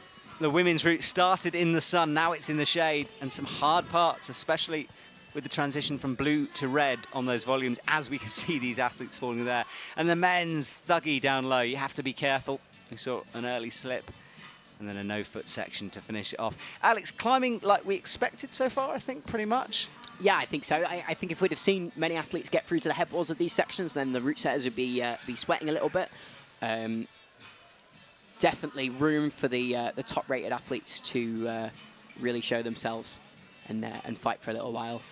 Semi-finals traditionally harder than the qualification or the final round, actually, because they've got so many athletes to try and split between. And obviously athletes are well rested after yesterday. So the finals this evening, you would expect to see them a slight step down in grade, but means that we get to see some good fights on some hard moves this morning. Yeah, and there were some hard moves in display, especially for that women's part. These pinches, that big move up through there, that was difficult for most. Had to work. That's the sort of pinch that you would like to guppy on top or bottom, but it's actually dual texture up there. It's difficult to see on the screen. And this is our current leader, Menschy Schauk. He worked hard, bumping that hold from a crimp into more of a side pull. When you're bumped, you're looking for all the options just to change up the grip type and give yourself just an ounce more strength. It's one of those moves, that final one for the men's, that looks impossible when we see these athletes do it. It looks too far away. Yeah. And you just think, oh, how? Okay. But sometimes it's just when someone, if you got to that move fresh, you'd cruise it. It's what's come before. Yeah, it's the same with any of these. If you were to bolt it, it probably wouldn't feel very hard. But as soon as you try to link it all together, then that's where the real difficulty is. But we'll see some of the top athletes later on. I'm sure we'll see some people cruising through that section. We'll wonder why anyone ever fell off. Route setters are going bolt to bolt, cleaning the wall. So yeah, more about holds. So there are obviously different holds. We've got crimp, slopers. As a hold designer and maker, do you try to just get a full range within your collection, or do you make holds that you just want to hold on to? Well, that's the first step. Make holds that we want to hold on to, and then we can round it out from there. For us, actually, we do all of the production in Sheffield in the UK. So figuring out the production and making sure that we're creating good holds every time at scale, that's been the tricky bit for us. So more shapes are on the way, and that once we've got all that kind of machine set up, then that's the real fun bit. We can start bringing new stuff out and having new things to climb on. Well, if we're going to relate your hold making to the World Cups, because I know that the route setters actively look for different holds, because athletes learn these holds, don't they? They know what's coming sometimes. Yeah, a lot of these holds on here we've been seeing for years and years. So actually that white section at the bottom on the flat hold pinches, those have been around for a few years. So everybody knows them, everybody climbs on them. They're basically in every climbing gym in the world. So if we compare that to the women's route in the blue section in the middle, those grizzly holds, the vast majority of athletes in Europe will have not seen those before at all. So it provides a new challenge. It's just another level of complexity for the athletes to deal with. And I think that makes for a pretty good show. It actually depends. Sometimes you want, in a situation where you want to slow people down or give some people some some pause for thought, like the start of these lead routes where we're trying to force efficiency and force people to slow down a little bit, then new holds are great. But actually in the sections where you need to push really hard and move quickly, then holds that people know a little better is actually a nice way of doing that. And that's just the give and take of route setting. It's a pretty tricky game. Well, it's fascinating insights from my co-commentator Alex Waterhouse. We're about halfway through this semi-final here in Villars. It's the cleaning break, which has now come to an end, so we're a couple of seconds off going. And there is Mejdi Shak, the leader for the men, who Mejdi gets treated like a celebrity, which is totally correct. But the queue for that man's autograph in South Korea was ridiculous. Yeah, it definitely seems like that's becoming more of a thing in climbing. The sport is growing. Are you getting a few signatures out there now? It's happened once or twice. It's about time, especially as climbing is getting bigger and bigger. We have that second Olympics coming, different format, different setup. Well, Sascha Layman is in from Switzerland. He's on the left, and then on the right-hand side, your teammate Molly Thompson-Smith is in action. Yeah. She's staying in, you're obviously in the same house. Yeah. How was she feeling this morning? She's pretty excited. Actually, she woke up way earlier than me. I didn't see her this morning, but we had a pretty relaxing evening last night. Nice team dinner. I think she's feeling ready to go. She's really been gunning for the finals this year. Looking so fit, so strong, and was really quite close last week. I think she came 10th, and there's plenty more for her to gain. So I think she's going to like this route. Nice and powerful. Forces people to move with efficiency, and I think she's going to like this top section. So definitely one to look out for today and this season, so go on. Yeah, she's doing really well. Nice and controlled through the bottom. Sascha Layman having to keep it together on his route on the left. Remember, we've seen a fall there. We almost saw it from him. Yeah, Sascha, we love climbing. We'll love climbing in front of this Villars crowd. He actually won his first World Cup here. Was it last year or the year before? I will check on that stat. Very recently, but what a cool moment to win your first World Cup in front of your home crowd. That's the sort of moment that athletes dream of. So he'll be looking to repeat that today. So first step, get to the final, which he's making good progress towards so far. He is, and he's super popular as well on the scene, especially in Switzerland, as you'd expect. So Sascha Layman gets going, and Molly is strong on the right. She gets ready for this first jump, and she should like this kind of a move. Yeah, so all about getting full commitment. She's got to move quickly, and she does. So easy when it goes right. She gets that clip in above her head. Yeah, Molly looking good now. Lots of these slots on the women's route. Again, just another tool that the route setters use to slow down the climbers, stop them from really like jumping for things. Means you have to slow it down. But Molly tackling that with a high heel. Yeah, she dropped it down after, then gets it in. Cruising through, and Sascha rests on the first crux, and Molly cuts loose. Sascha won 2019 was his victory here. Nice. He'll be looking to repeat that again. Clips in front of him off that bad sloper. Does he go for the jump here, or does he put the high heel in? He's going to put the heel in. So he's going to have to find some swing in a sec. Yeah, Sascha, one of our shorter athletes, so that toe will be looking pretty far for him right now as he tries to build up that swing, gets it in first go. That's useful. Yeah, it's one of those holes, once you've got it, it's good, it's a jug, but it's just getting the distance for your feet. And yeah, as I said, front lever, hard move to do. Molly resting well up there. Yeah, she's making really good progress. She's kind of entering the end of that red section now, just about to approach the stopper yellow section, but she's looking strong, she's looking fit. Yeah, Sascha's in 7th. Oh, but he falls, and you've got to think that might not be enough for Sascha on 21. Yeah, unfortunately not. That red section looking like it's not going to be enough at the moment. As we, yeah, Sascha looks up at the wall, and there is Molly still on. She's in the corner. She's looking pumped. So just at the start of that yellow section, that probably won't be enough for finals. That puts her in 4th place at the moment. Yeah, shame for Molly. Needed a couple more moves. She's up in the finals at the moment, but things might change. You've got 13 more athletes to come. Big names for the women and big names for the men. Molly looks up at the route. What could have been? Yeah, she looked like she was chilling through the red section, and just as she started to enter the yellow, the pump hit and her elbows went up high. She was telling me her integral role within the GB team of organising Max and Hamish through life. So somebody's got to. She has some extra stresses on her plate as well. And that was the fall from Molly. Yeah, definitely tricky for the GB guys. Most of us are fully self-funded, so we have to figure out all of our accommodation options, all of our travel in between. And it just starts to add extra layers of stress quicker than I was expecting, actually. So definitely some difficulties of a growing sport, as always. Absolutely, the logistics for these world tours are always hard. Well, 2 Slovenian athletes are on stage. Domin Skofec is back in the semi-final. Didn't have the best of rounds in Innsbruck, fell quite early. Of course, the overall winner from a couple of years ago, so he's got such quality. Yeah, such a technical climber, known for his heel hook. So actually, I think he's going to make pretty good work on this this start section on the white and blue.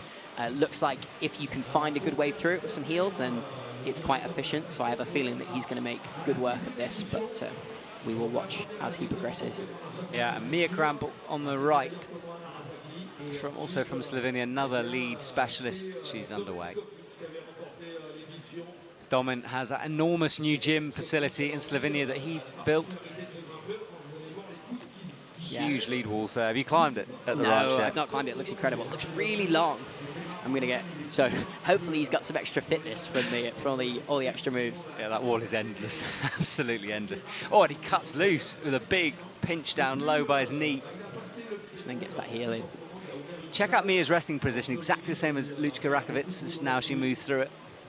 Yeah, Mia, one of 6 Slovenian athletes in the final. So the normal quota for people, for the number of athletes allowed to compete from one country is 5, but you actually get extra spots if you have somebody ranked in the top 10. So the Slovenians obviously have 1 or 2 of them, and they've all made it to the semi-finals. So such an impressive team.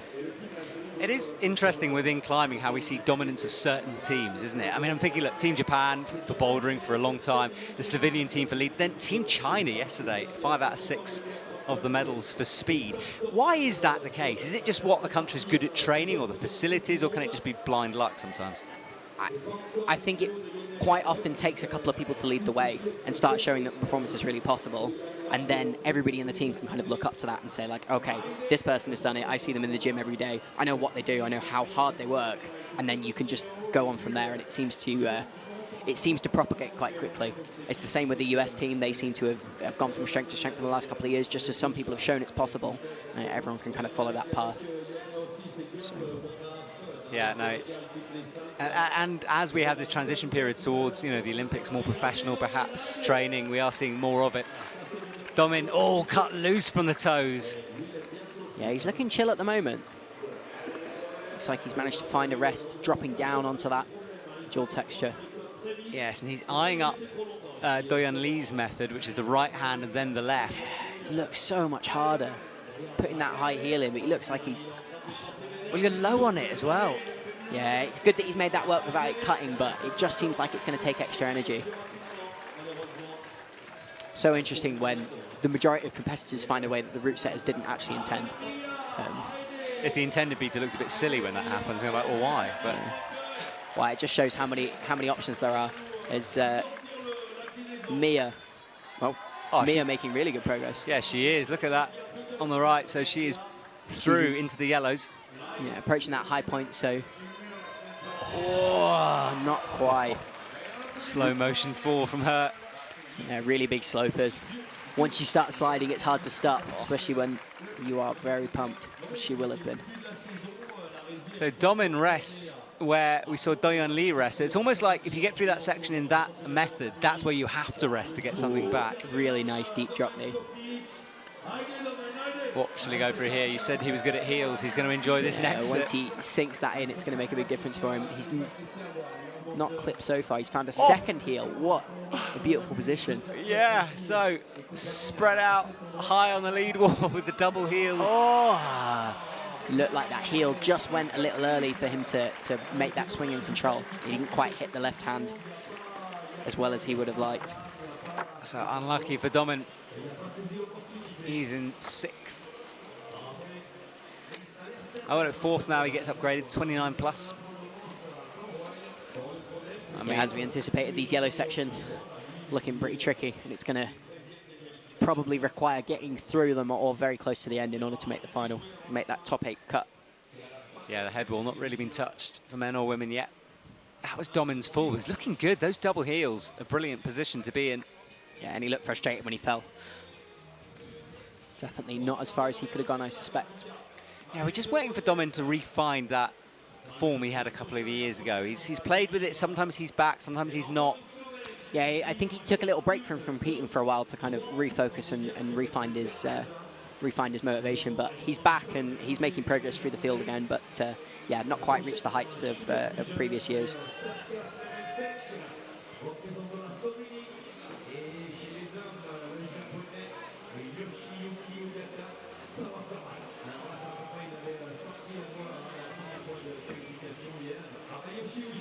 Yoshiyuki Ogata, there he is. We interviewed him yesterday. He's such a fun climber to watch because of that style he has, really explosive, flowy.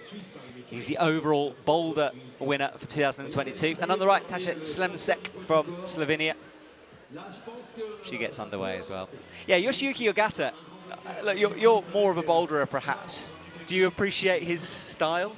Ah, yeah, it's so good to watch. And it's nice when people bring that kind of flary, expressive style into a Libre. Oh, we lose Tasha there. That's a real shame. Super low, round about where Jessie felt. So that's a shame. So we'll concentrate fully on Yoshiyuki.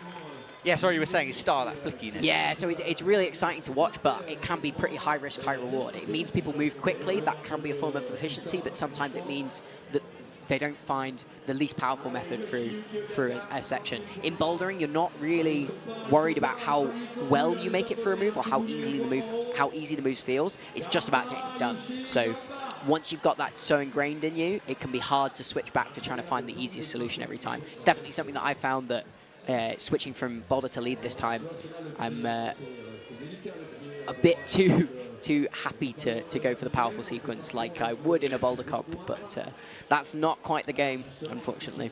No, the arms run out pretty quick sometimes with that. Yoshiyuki Ogata clips in front of him, as we've seen before. Now, how will he get through here? Yeah, so he definitely seems like he's got really good fitness on the first route of the day, but it seems that so far this season he's not managed to pull it together on the second route. So hopefully this will be enough to make it through to the semi-final. But yeah, basically just one arming on the top one there while he gets turned around. That's a difference in strength. Hannes Pullman tried that, didn't make it work. Yeah, Yoshiyuki told me that he's aiming for Slovenia in terms of finals. That's where he thinks he's going to be peaking. Yeah, it's interesting, over such a long lead season, there is actually time to make pretty big progress throughout the year. The boulder season, basically one and done in a month and a half, 2 months. Not really any time for training in between, you just have to try and get recovered. But with this lead season lasting so long and with a big break in the middle, you can make some pretty big progress. Yeah, it's going to be interesting between beginning and end to see how they go. But Yoshiyuki is actually looking pretty tasty right now. He's got the high heel in. Doesn't look pumped at the moment. Looks very relaxed. Clipped early off of the bottom yellow ball and made it look all right. And actually matching and getting a little bit of a rest here. Yeah, look at this, shaking out. Good positioning from him. Yeah, and he's only 2 moves away from the high point, so I would say he's looking good at the moment. He is, but this is the move. Can we see someone get through Gets it? that high heel. No cut here at all. That cut really seems to have drained previous athletes. Oh, and he has got it. it. Is. Yeah, that's the high point for Yoshiyuki. So, first athlete through will get a plus if he can make a move. He's trying to get heel up, I think. So no plus there, but that's the high point for Yoshiyuki Ogata. That was slowly, for the men at least, we're getting towards the top. Yeah, it looks like he was trying to get a very high heel in where his hand was, but that's a powerful move when you're as pumped as he is and as stretched out as he is. And of course, we lost Tasha really low on the women's route. Shame for her. Yeah, it just shows that even for the top athletes, these start sections are still very tricky. So Yoshiyuki Ogata there, he will leave us. And next up, Yannick Floyd from Germany and Salome Roma from France. You can hear her there being announced. So this was Yoshiyuki, the first one to get that crimp up on the right. And then look how pumped he is. I think he's bumping his hand down so he can try and get a high left heel, but just didn't quite have the juice left in the arm. And exploding off the left hand at the end. When he hit that right hand, he looked up like he was going to flick for the first hold on the head wall, but thought better of it. Might have been a good decision to get the plus, but we'll see how that progresses throughout the round. So next rounds are out here. That is Salome Roma, who's brilliant in Moscow last year. Yeah, such a good lead climber, such a controlled and measured style, and such good endurance as well. And Yannick Floyd, well, he won a gold medal in Brixen a couple of weeks ago. And since then, really, his name has been on a lot of people's lips. We're talking about Yannick Floyd more at the moment.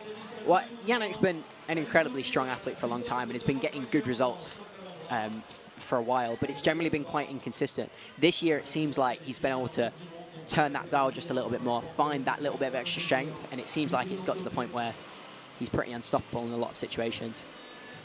Obviously, showing that gold medal, first gold medal in Brixen. So, actually, Yannick had a ankle or foot injury over the winter that meant he wasn't able to train in the way that he was expecting.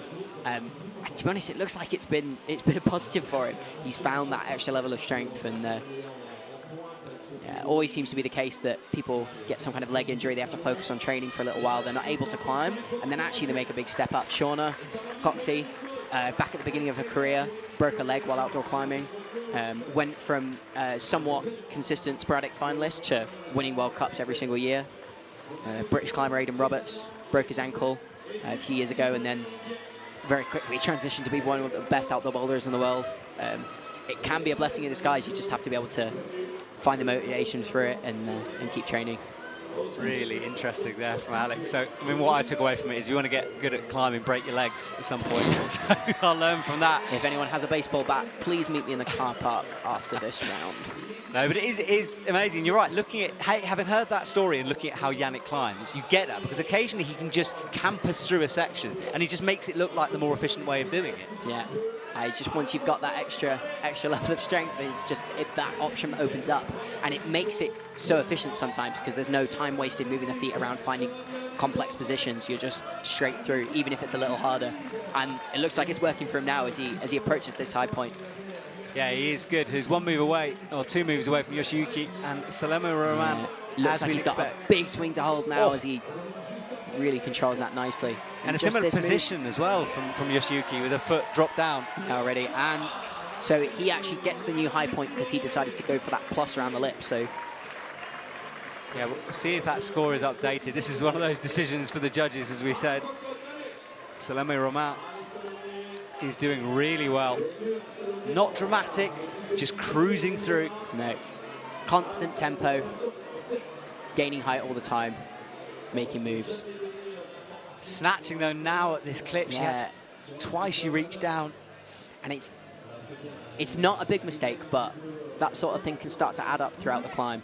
And you see her right arm is just starting to get a little bit pumped now as her elbow comes up slightly just on that move. So she needs to find the rest. Does a little bit. Still not great. Left foot smearing on the wall. Yeah, both feet just smearing on the wall there. No feet on the footholds. She leads with her feet onto the Cheetah Skyboy. It looks like I think she's found a very vague knee bar, but it's not quite enough. Yeah, she seemed to climb herself into a corner there. And it's amazing that such a little mistake like that can lead down the path of total destruction. Yeah, so Salome Roma goes. I do think that was a nice idea, though, to try and get that knee bar in. It looked like if she had a little bit more in the tank and could find a slightly better position, that could have been a really interesting resting point. High on the route, too. So if you can find a good rest point kind of before the hard section, then that could be the difference between getting very far or not. So that was Yannick Floyd's fault. Yeah, I think he'll be very pleased with that. Yeah, it might. I mean, it might be enough. We've seen how difficult this route is, and the fact that Yannick can't thug his way through that section shows how powerful it is. Yeah, so with 9 climbers to go, Yannick will need 2 people to fall off below him in order for him to guarantee his spot in the final. And with how this route climbs at the beginning, I think there's a pretty good chance of even our higher rated athletes falling off below that section. So I think he's in with a good shot. But well, he will be refreshing the app constantly out in the audience. And we've got Satone Yoshida on the left and Vita Lukin on the right from Slovenia. Satone Yoshida came 6th in Innsbruck, so he had to make finals last time and a good one to watch out for. Yeah, Vita also making finals last weekend, so she'll be looking to repeat that. Maybe a slightly disappointing result for her on the final route. Looked like a really hard route low down. Actually one of the hardest women's finals routes I think we've seen in a very long time. So she'll be looking to get back into that position and see what she can do. Such a strong climber. Really explosive style. Can kind of overpower stuff in a way that a lot of the female athletes can't. So very cool to watch. I love that turn of phrase, overpower. It's brilliant. I've never described it like that, but you're so right. It's like when the wall wants to spit you off and you're doing everything to sort of take it down. Yeah, it can be useful to have that, have the knob turned up to 11 sometimes. A dangerous game, but if you've got it, if you've got the physical level, then definitely an option. Well, she's coming up to the first physical move, this jump in eclipse time for her, Vita Lukin, and then on the left, Satone is resting well where you need to. Yeah, so in a field like that, we've still got 4 Japanese left to go, so I expect to see multiple Japanese in the final, as we've come to expect over the last few years. Satone definitely one to watch in that regard. Vita Lukin gets a whoop from the audience. She cuts loose. That was the first move for her, but she gets to really unleash that power she has. Satone bumps up. How will he get through this part? Heels by his hands. Yeah, really nice high heel. Such hip flexibility required to get that so high and get a lot of weight through it. But it makes that move so much easier than the double shoulder cut. And then deciding what to do with the feet. Clip. Not clipping. Oh, he's not clipping at the moment. Now he's thinking about it. Wow. He has got to be careful here, but now clips. Good decision. And Vita Lukin is into the red. Yeah, looks like this red section, maybe not the hardest moves, but really consistent, sustained, just pumps you out before you get into this hard yellow section. All about efficiency, moving nicely. She's looking tired in those shoulders. Yeah, she is. I think we're about to lose Vita, but if she can fight her way into the corner, she might get a rest. We don't. So Vita Lukin outside of the top 8. That will not be finals for her, so disappointing after last week. Yeah, so Satone going for the intended route setter method. And actually made it look quite nice that time. He was swinging around with his feet just on the wall for a little while before that, but looking like he's going to be able to rest on these crimps here. Yeah, it's so improbable, especially this rest. You just think, how? What? How's he got that locked in? But that heel's good, isn't it? That heel's really nice, and then it looks like if you've got strong fingers, those crimps are pretty chill to relax on. So sometimes it's just a case of 1 or 2 shakes on each arm just to kind of refocus yourself, even if it doesn't give you that much physical benefit. But do you train resting like this ever? Do you just get yourself really boxed and see how long you can hang on for? You know, how do you get better at it? Yeah, I mean, it's part of the fitness training. So there are lots of different energy systems that are present in a lead climbing route like this. Kind of your classic power endurance seems to be the most important in a lead route like this, where the moves are really hard for a long time. But just having that aerobic ability to clear your arms of pump in pretty improbable positions, that is what I think separates really good lead climbers. And it's just hours. The more time you spend on the wall getting pumped, the fitter you're going to be. Around and around in circles, these guys go. Satone Yoshida resting again well. Yeah. He's got lots of time on the clock. He's going to have that big swing to contend with, but reels it in nicely. He's approaching the high point here. Oh, sick. That was cool. First one onto the head wall. Just able to commit when he needs to, go fast, and it's paid off for him. He's entering the sun. Oh. Yeah, the first hole proper in the sun, that flatty up there. He's happy with that, giving us a bit of tongue when he comes down. Nice. I'm going to hazard a guess that is solidly into the finals. Yeah, you'd think so. That was a good performance. I was about to say, before we made the move up with the right hand after the yellow part, that he hadn't quite got the sequence the same, hadn't rested, but then didn't need it. Yeah, and the mistake that I think we saw Yoshiyuki make earlier is that he hit that right-hand crimp and then hesitated. I think Satone made a much better job of it. Hit it, swang his leg, jumped straight for the next hold, and had enough left in the tank to stop that move. And I think that's going to be a very important move to make. Well, as you said, it's instinct, isn't it? Because that's all it would have been in that moment. He was thinking, look, I'm falling, I've got to flick. Yeah. Got it. Yeah, and I think he was able to find a slow down in the section before that. He was able to rest where he could and then turn it on when he needed to. And obviously let him get high up the route as we enter as the next athletes enter the stage. Yeah, Alex Magos is in for Team Germany. And there on the right, Hélène Gencourt from France. She had a great qualifying round, been on the circuit for a while, so she could potentially make a final here. And Alex Magos, I always just associate Villars with Alex. I don't know what it is. I think it's because of him disappearing into the mist last year that did it for me. And I think he quite enjoys climbing in this comp. Yeah, he seems to be having a nice time so far, so he'll be looking to make the final again this week. He's got to be careful through the bottom, though. He's nearing the point. We've lost a couple of men. And Hélène is also nearing the first danger zone. Yeah, and it's one of those moves that seem pretty easy when it goes right, but still the opportunity for a slip at any time. Alex cuts loose, gets the pinch, gets the heels in, and he'll find his resting point in a minute. Hélène being careful with the heels. I think that's the sensible thing to do through this section, but could be a detriment higher up if you spent extra time there. So Alex doesn't spend a lot of time resting there. Moves on fairly quick, gets the toe driven in. Careful climbing from him. Yeah, I think Alex is one of those climbers with a lot of physical ability in the tank, so I think he can afford to slow it down a little bit, keep it controlled, and make sure he makes it to the final.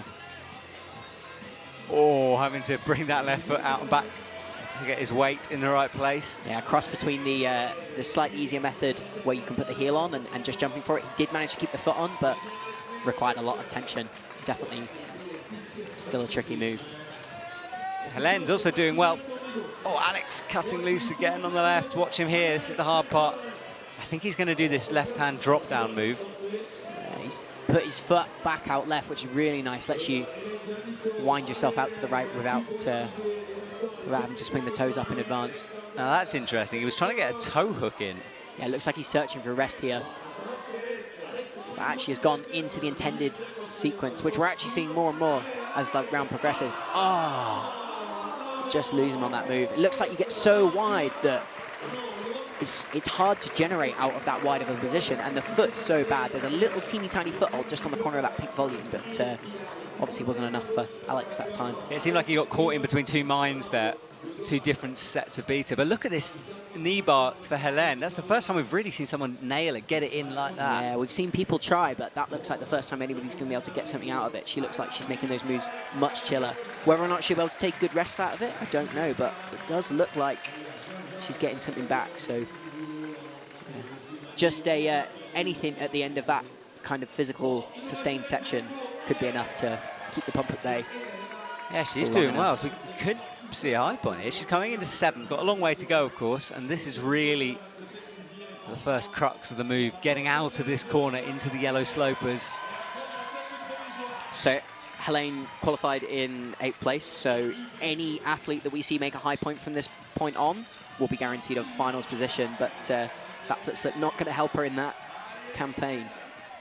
Yeah, if she can get that top spot, she's safe. That's a big ask. Fighting, oh, 5th for Hélène. Oof, interesting. Okay, so there's nothing been decided yet for men or women here. Have some big names coming, and we were chatting about him earlier. Jesse Gruper is up next, and then Manon Healy. A lot of Team France in this semi-final. Let's have a look at the leaderboard, shall we catch up? Ryo Nakagawa sets the high point, 33 plus for her. Molly down the bottom. It's going to be nervous. Alexandra Totkova and Salome Roma are all in that bottom 3. So with 7 athletes yet to go, that means that the top qualified athletes at the moment are guaranteed to make the final. So they will make it in at least 8th place. So they'll be very pleased. And then now it's 2nd place in the firing line. So yeah, a lot to play for. And that is the athletes who haven't climbed yet down the bottom. And for the men, well, Satomi Yoshida, first one into the head wall, getting the underclings before falling off the flatty. And Yannick Floyd did well, power through 31 plus, managing the plus over Yoshiki Ogata. So some good climbing so far as we near the final third, really, of our semi-final here. The final will take place at, oh gosh, I can't remember, 8 p.m. Central European time, I think. Let's go with that. My mind goes blank. So Jessie Gruber is on and in action. And then Manon Healy starts on the right. Yeah, Jessie, very exciting to watch as we follow Manon on the first section. It's interesting with Jessie because he was left out of the American team for a while, fought his way back into it. And it makes you realize how many sort of people are on the fringes of teams who could potentially be really good, who just haven't had their chance properly yet. Yeah, I think the Americans are a big case of that. It's a huge country, massive amount of depth. So obviously you can see the quality at the top end in a lot of countries, but then maybe they don't have the kind of depth below that to fill it out. The US is definitely not like that. I think there are probably 20 athletes that could be capable of making semi-finals, and all of them are gunning for it. So it makes US selections a lot harder than most countries. And that's just the lead team. There was a perception for a while that it was easier to get into the American lead team than it was Boulder, because Boulder was so hard, but I'm not sure that's the case anymore with the caliber. I definitely don't think so. As the facilities have improved and the training's got harder. I mean, we have 3 US athletes left to go just in the semi-final, so potential for multiple athletes in the final this evening. Well, Team USA on a rampage. Manon Healy on the right, climbing pretty quick. She nears the jump. Yeah, she's making good progress.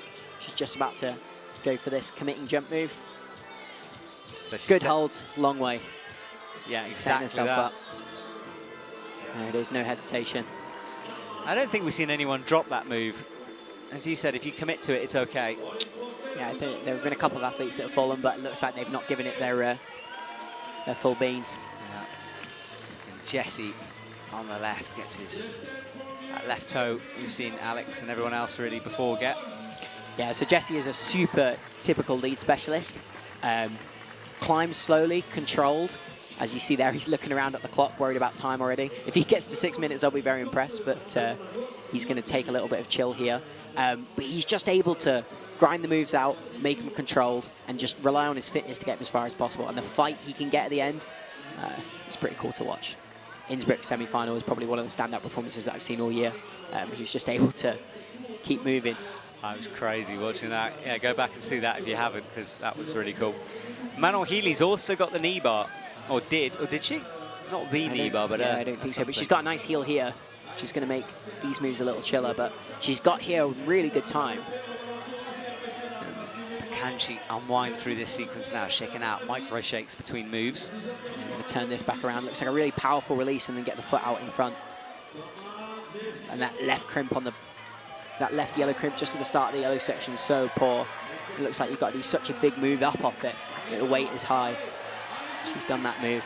Now it's into the slopey compression section. She's looking really solid as she rests. Yeah, it seems like the moves are looking hard, and then she'll get to a position and be able to shake the other arm and then get a whole lot back.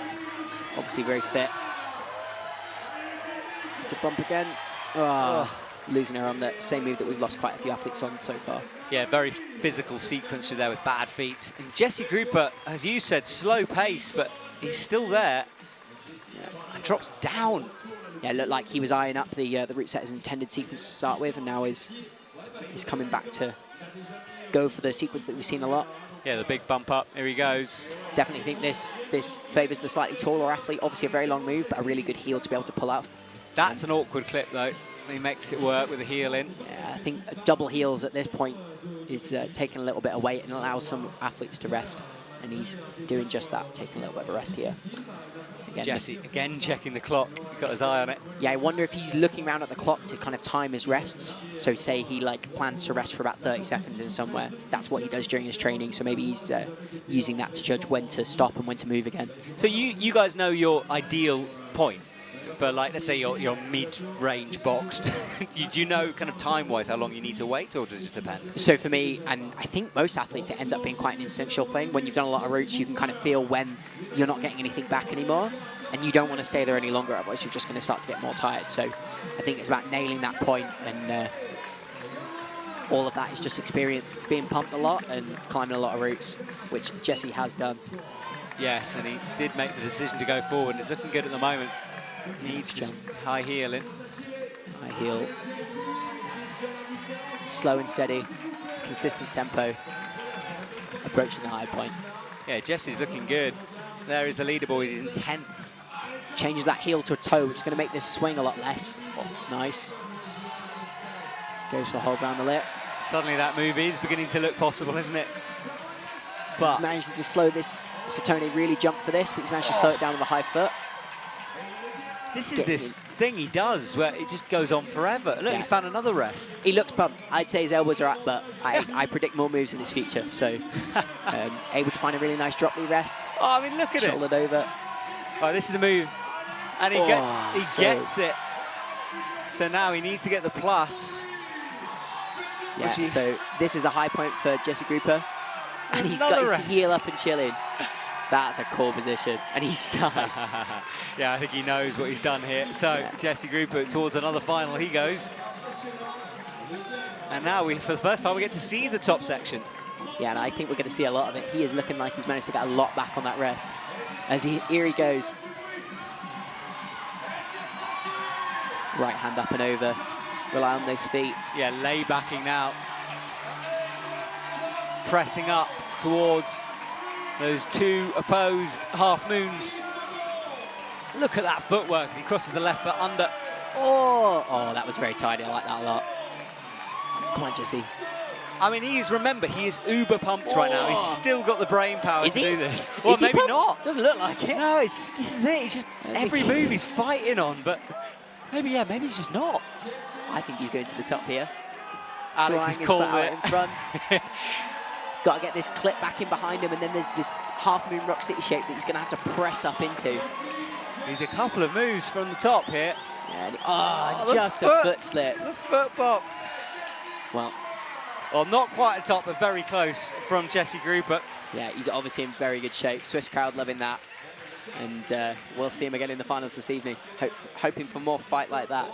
He had a smile that went across his face when the audience went crazy. He knew at that point. Jesse's such a smiley climber. Brilliant from him. So Jesse Gruper finishes it off. I forgot Manon Healy was even on. Jesse was on there for so long, but Manon Healy came and fell on the yellow sloper, which we don't. Oh, it might be enough. We'll see. Could be. It's going to be touch and go there. Yeah. The top end of the field still yet to come. Oh, that was good to watch. That was good. So I like a fight like that. Yeah, I do too. And this is the thing with Jesse. It's why I think I keep talking about him, because he's just interesting to watch. Yeah. Oh, but he does get a yellow card, which is interesting. Ooh. I wonder what that was for. You don't see that all that much. No, you don't see that very often. Well, we'll try to get to the bottom of that. He has accepted it, it seems. Then he can't leave the stage. Seems quite happy, but... Oh, was it a timing thing? Was he on stage too long? I'm not sure. He didn't seem like he was down for all that long, but...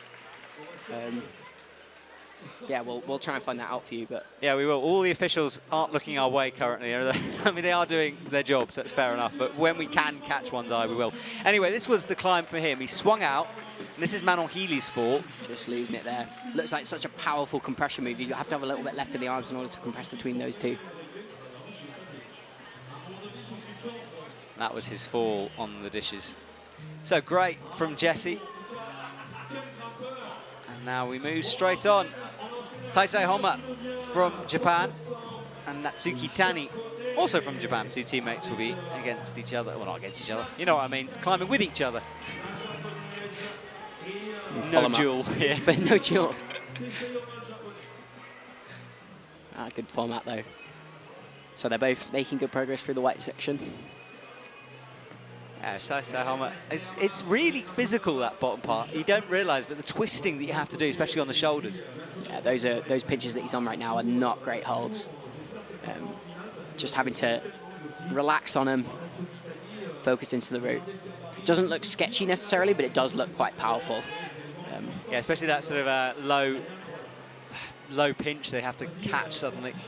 Yeah, hold itself is pretty good, but the feet are really poor, so you end up having to put a lot of weight through the arms. So Taisei Homa rests in the position we've seen pretty much everyone rest as they get there. And Natsuki took a little rest on those white section, but now she's chilling on these pinches before the big move in Eclipse time. Yeah, it's coming up for her. 5 athletes to go.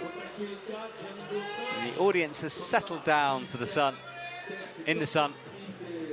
Wall is mercifully in the shade now, so no problems there. Yeah, the wall is in the shade, but I can definitely feel the temperature creeping up very slightly, so probably a double-edged sword to be out a little later. Now it's in the shade, I think it's only getting warmer. So yeah, we're coming up to midday here in Villars.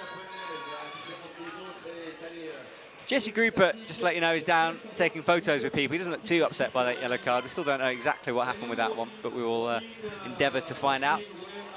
So, both athletes nearing the end of the blues into the reds. Yeah, well, I'm sure I'll be disappointed to get a yellow card. It doesn't actually change his competition all that much. There's no penalty in the results or in the ranking, so as long as he doesn't get another one, then he's going to be just fine. So he's upside down at the moment, feet pressed against the white volumes, is Taisei Homa. That looked like a nice way of getting the distance to the right there to get into the toe hooks, is to put the foot above the head there on the white volume. And Natsuki Tani is taking a while on the underclings. This is tricky, this move. Shakes out, She not looks rushing it. fairly relaxed at this point, trying to gather her thoughts and her biceps before this sustained section that we've lost a few athletes on. Whoa, Taisei trying hard on that move over left. Back into the intended root set sequence. Yeah, and now, this is where we've seen everyone rest in this position. Yeah, I think he's going to take a few shakes here, but still looking relaxed at this point. Up he goes, not resting for long. Yeah, less time than we've seen other athletes. Maybe he's just there we finding go. that higher hand with the left hand. It's finding a more ridiculous split position to rest in. Both athletes, in fact, taking their time. Yeah, as we get up into the top end of the field, we're definitely seeing the fitter athletes come out, so people able to take more of a rest in more unlikely spots. As Taisei motors on, chooses not to use that right hand, and not only does he not get the right hand, but the right heel that has made that move a lot easier. But it's less moves, so... Yeah, I mean, what a sequence that was. We'll see a replay of that later, because that was beautiful climbing from him. Natsuki Tani is in the corner in that position. We've seen a few in trying to find a rest. He's gone for a really high heel here. There's a long way to go off that right hand, but looks like having ignored the heel, he's now trying to use the heel. Yeah. I think maybe that move over has just sapped him a little bit too much. It's just tiny little decisions like that, whether to go or not. Yes, it was a bit quicker, but put a lot more weight through the right hand. As Natsuki's resting on the section that other women have found really quite tricky. Yeah, she is. And she's one move away, really, from where things, the business end, start to get locked in. Catches with the left. Yeah, so these slopers are dual texture at the back, so if you go too far, then there's no texture there for you to hold on to. So crossing over where we've seen other athletes bump with a really nice high heel.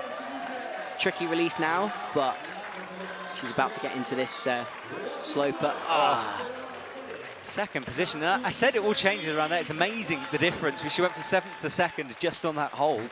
Yeah, tiny margins, but I think that'll be enough for the finals with 6 athletes left to come. So Natsuki should be through.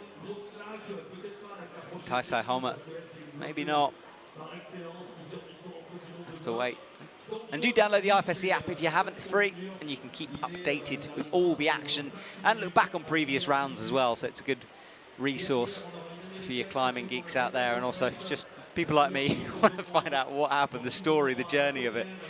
Yeah, you'll see a lot of athletes at the athletes and coaches at the venues. Furiously refreshing to see where they've ended up. Yeah. And they've all actually gathered down by our commentary box. The whole Austrian team is trying to find the shade beneath us on the left of the arena. They can have that for free, I think. Usually we charge, but not today. Natsuki Tani leaves. So next up, Natalia Grossman is back in action for the women. Kokoro Fuji for the men. And Natalia Grossman was so good in lead last year, and is one of those ones having to battle with this transition period. You feel like, or I feel anyway, that she's not 100% into the lead mode yet, but it will come. Yeah, so obviously she's been winning most of the boulder comps this year. And then has had to transition straight into the lead season. So maybe the fitness not quite there yet. So Yanya Gombret obviously chose to not compete in most of the boulder season this year to prepare for the lead season. So she's come out strong out of the gate. So will definitely make a difference in the overall rankings. But yeah, because a lot of people were discussing this, and you know, especially during the bouldering, it was Natalia versus Yanya last year, and we saw that in Maringin as well. Then Natalia was dominant, and people were looking forward to this fight with her and Yanya. Maybe we're surprised it wasn't closer, but as you said, Yanya hasn't done the boulder season. Natalia's done pretty much everything. The fatigue level's going to be different, and that might balance itself out as we progress through. Yeah, I definitely think it's tough to bet against a Yanya that's been focused purely on lead. But I would expect to see her winning more comps this year, but I'm sure Natalia will have something to say about that. This is her chance. Yeah, exactly. And Natalia, we know from her boulder, I mean, she won 5 out of 6 of them. Really impressive from her throughout the season. Yeah, it looks like she's managed to find quite an efficient style in the lead climbing. As we've seen with some of the other boulderers, they've been accustomed to kind of overpowering some of the moves and moving quickly. Looks like Natalia has found a really nice pace, really nice flow, and allowed her to move quite efficiently, which I think is really important for that transition. So Natalia is on the first tricky move. She shouldn't really struggle with this, I don't think. Yeah, that's definitely one of the benefits of being a boulder-focused climber, is you know when you get to a move, you're going to be able to do it if you can only commit and do it right, assuming you're not pumped, which is a bold assumption. Yeah, very much so. Is she pumped? Can she do this? So this is the setup. So she was pretty low on that left hand. It's got a jib on there, and she was only probably 2 fingers on the jib, so definitely a little sketchier than she would like, but making it work for now. Yeah, bumping back I on. was talking about commitment. She was kind of at 95% commitment there, just not that last little bump. Yeah. It's tricky because when they've done this observation, they're only actually below the hold, so it'll probably be quite hard to see where that jib actually is on that big blue pinch. So you can see that heel's on it now. Obviously got a good idea of where that is from above, but from below, much harder. Yeah, she is through clean and will enter the crimps. Losing that left foot, swinging it back. We haven't really talked much about Kokoro Fuji yet, but he's flowing as he normally does through the bottom part. He's looking nice on this red section, leading with the feet. Looks like he's going to put his foot back down or go for this big... Looked like he was in 2 minds there, but leads with his feet out to the jug, managing to get a little rest. Yeah, so he's locked in now. And Natalia has a knee bar or a knee scrub underneath. Now gets the heel. She's already had that clip in, so nothing to worry about for the time being. She can just concentrate on the yellows coming up.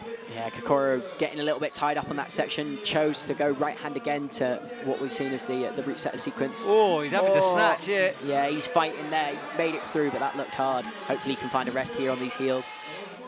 Yeah, he had to engage a different level there. Beast mode was turned on because he'd struggled. But now he's got this potential resting position. But he looks like he wants to move on quickly. Yeah, he's getting a lot of weight through those heels, which is nice, but I don't think there's a huge amount there to gain.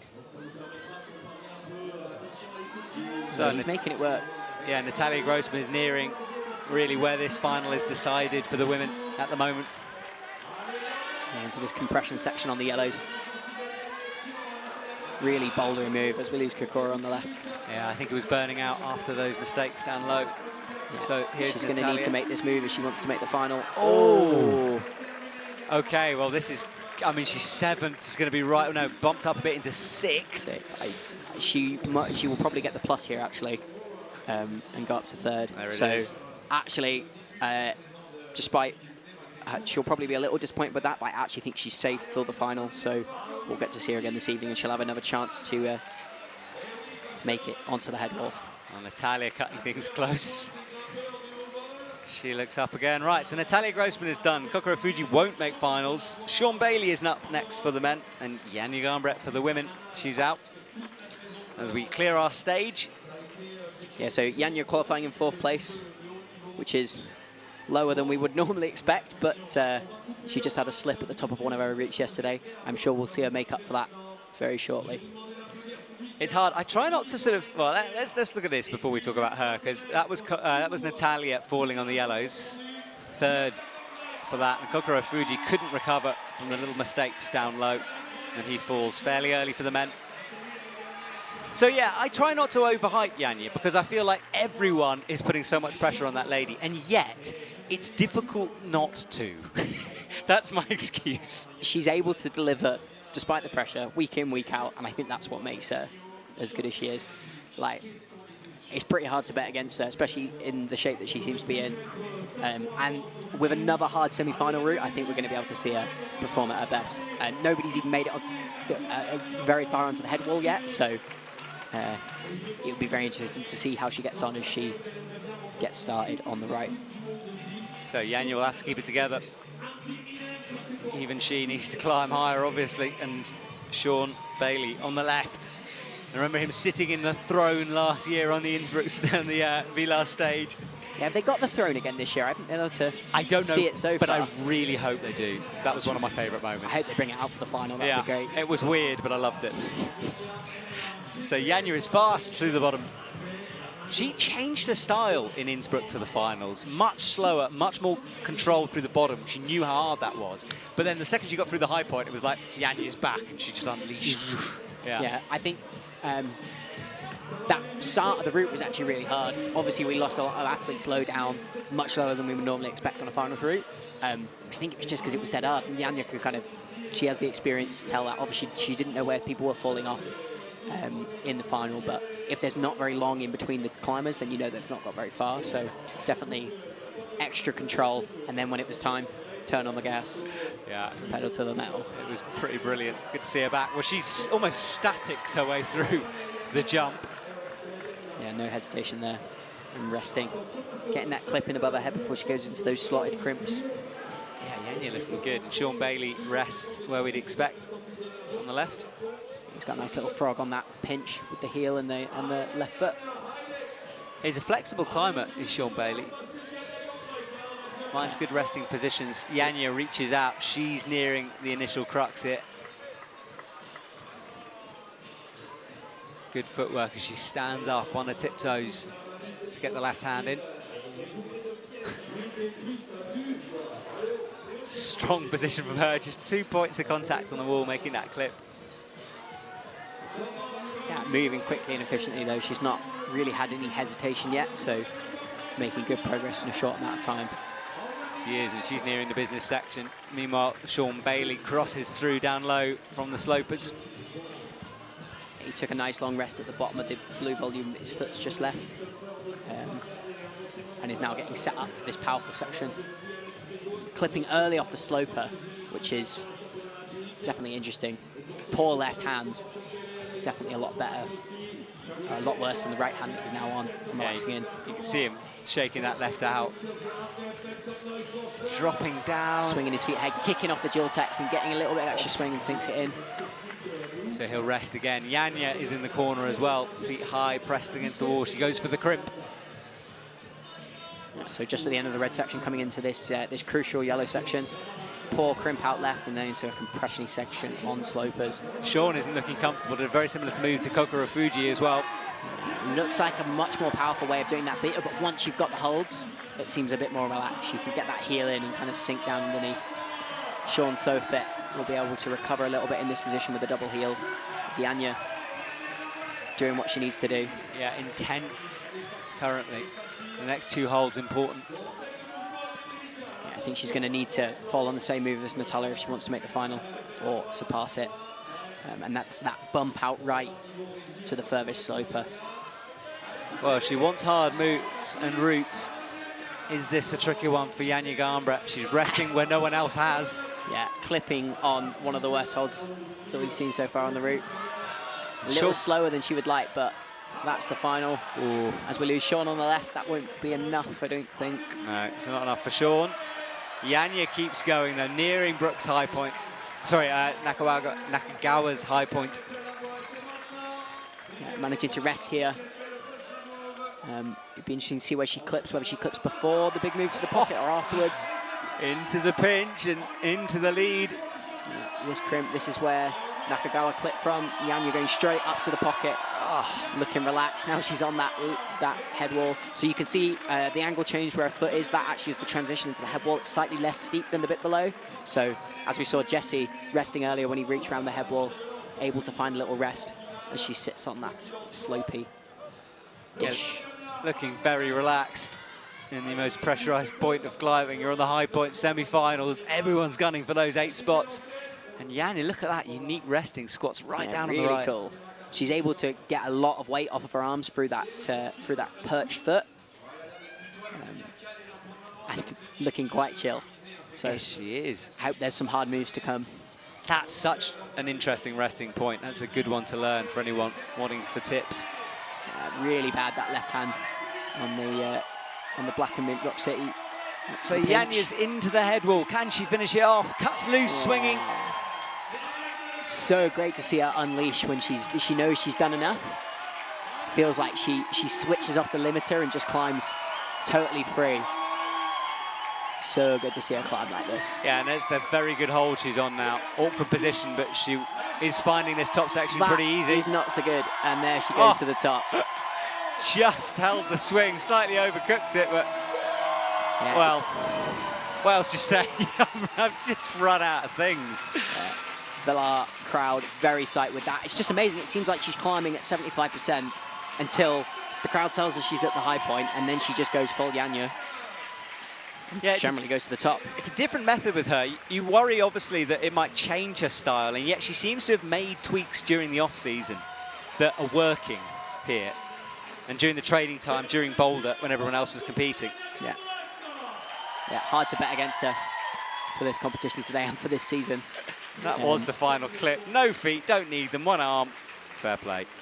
Yeah, obviously she won the entire Boulder season in 2021. So we will be looking to see if she can do the same in the lead season this year. I'm sure that is on her list of goals. Oh, absolutely. The clean sweep. Yeah.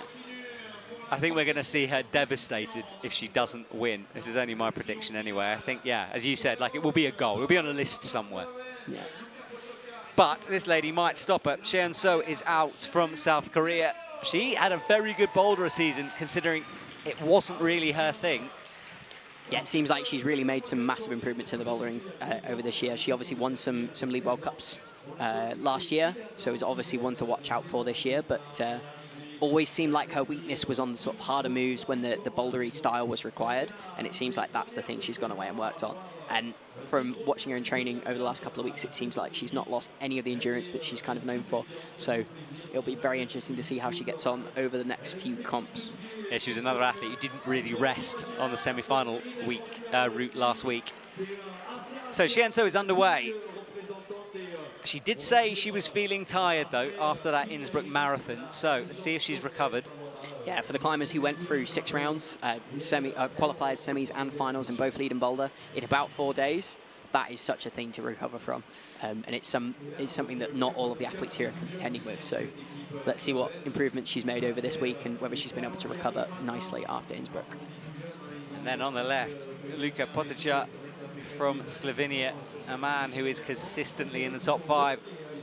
Yeah, it seems like he's made a real breakthrough this year in the lead side of things. Another one of those climbers that looks like he's fighting for a lot of the route, but then is just able to keep going and keep motoring for much longer than you'd expect. Yeah, he's got a big engine underneath himself. Yeah, no doubt. Seon-So easily through the bottom half, quicker than Yanya. And some of that might be this perhaps lack of endurance, some of the athletes having to climb faster. So Luka on the left. Didn't rest for that long. Seon-So cuts loose on the first dyno. Powering up for that move. I think we've seen a bit of a variety of how people approach that move. Some people kind of pushing a long way past it and catching with a bent arm on top, but she was kind of swinging around below it on a straight arm. Definitely showing a level of confidence that we will see her well for the rest of this route.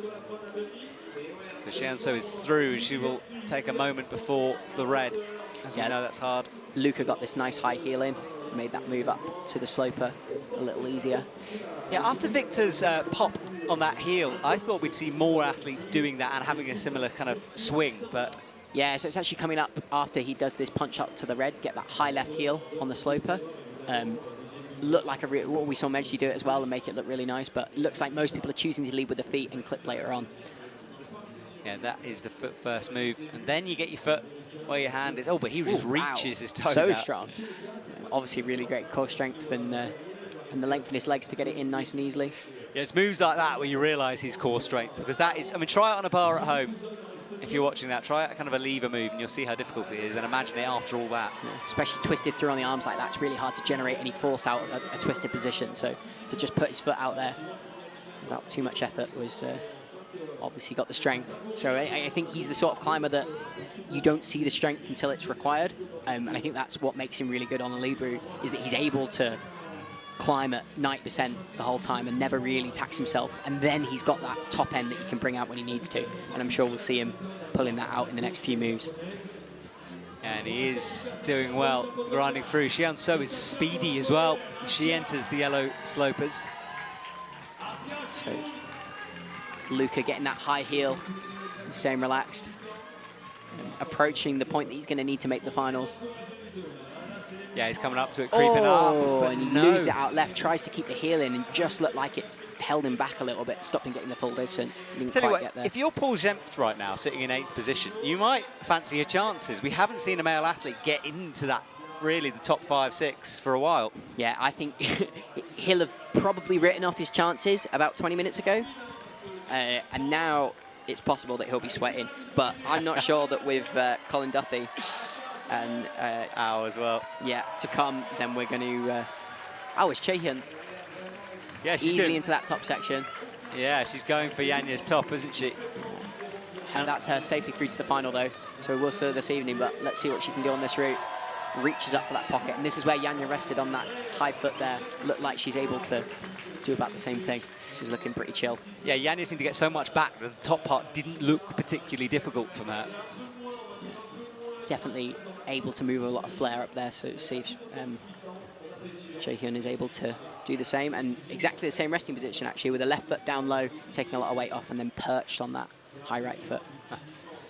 It's really interesting to see the similarities with these top climbers. I mean, they might have talked through that sequence, but I doubt they've discussed.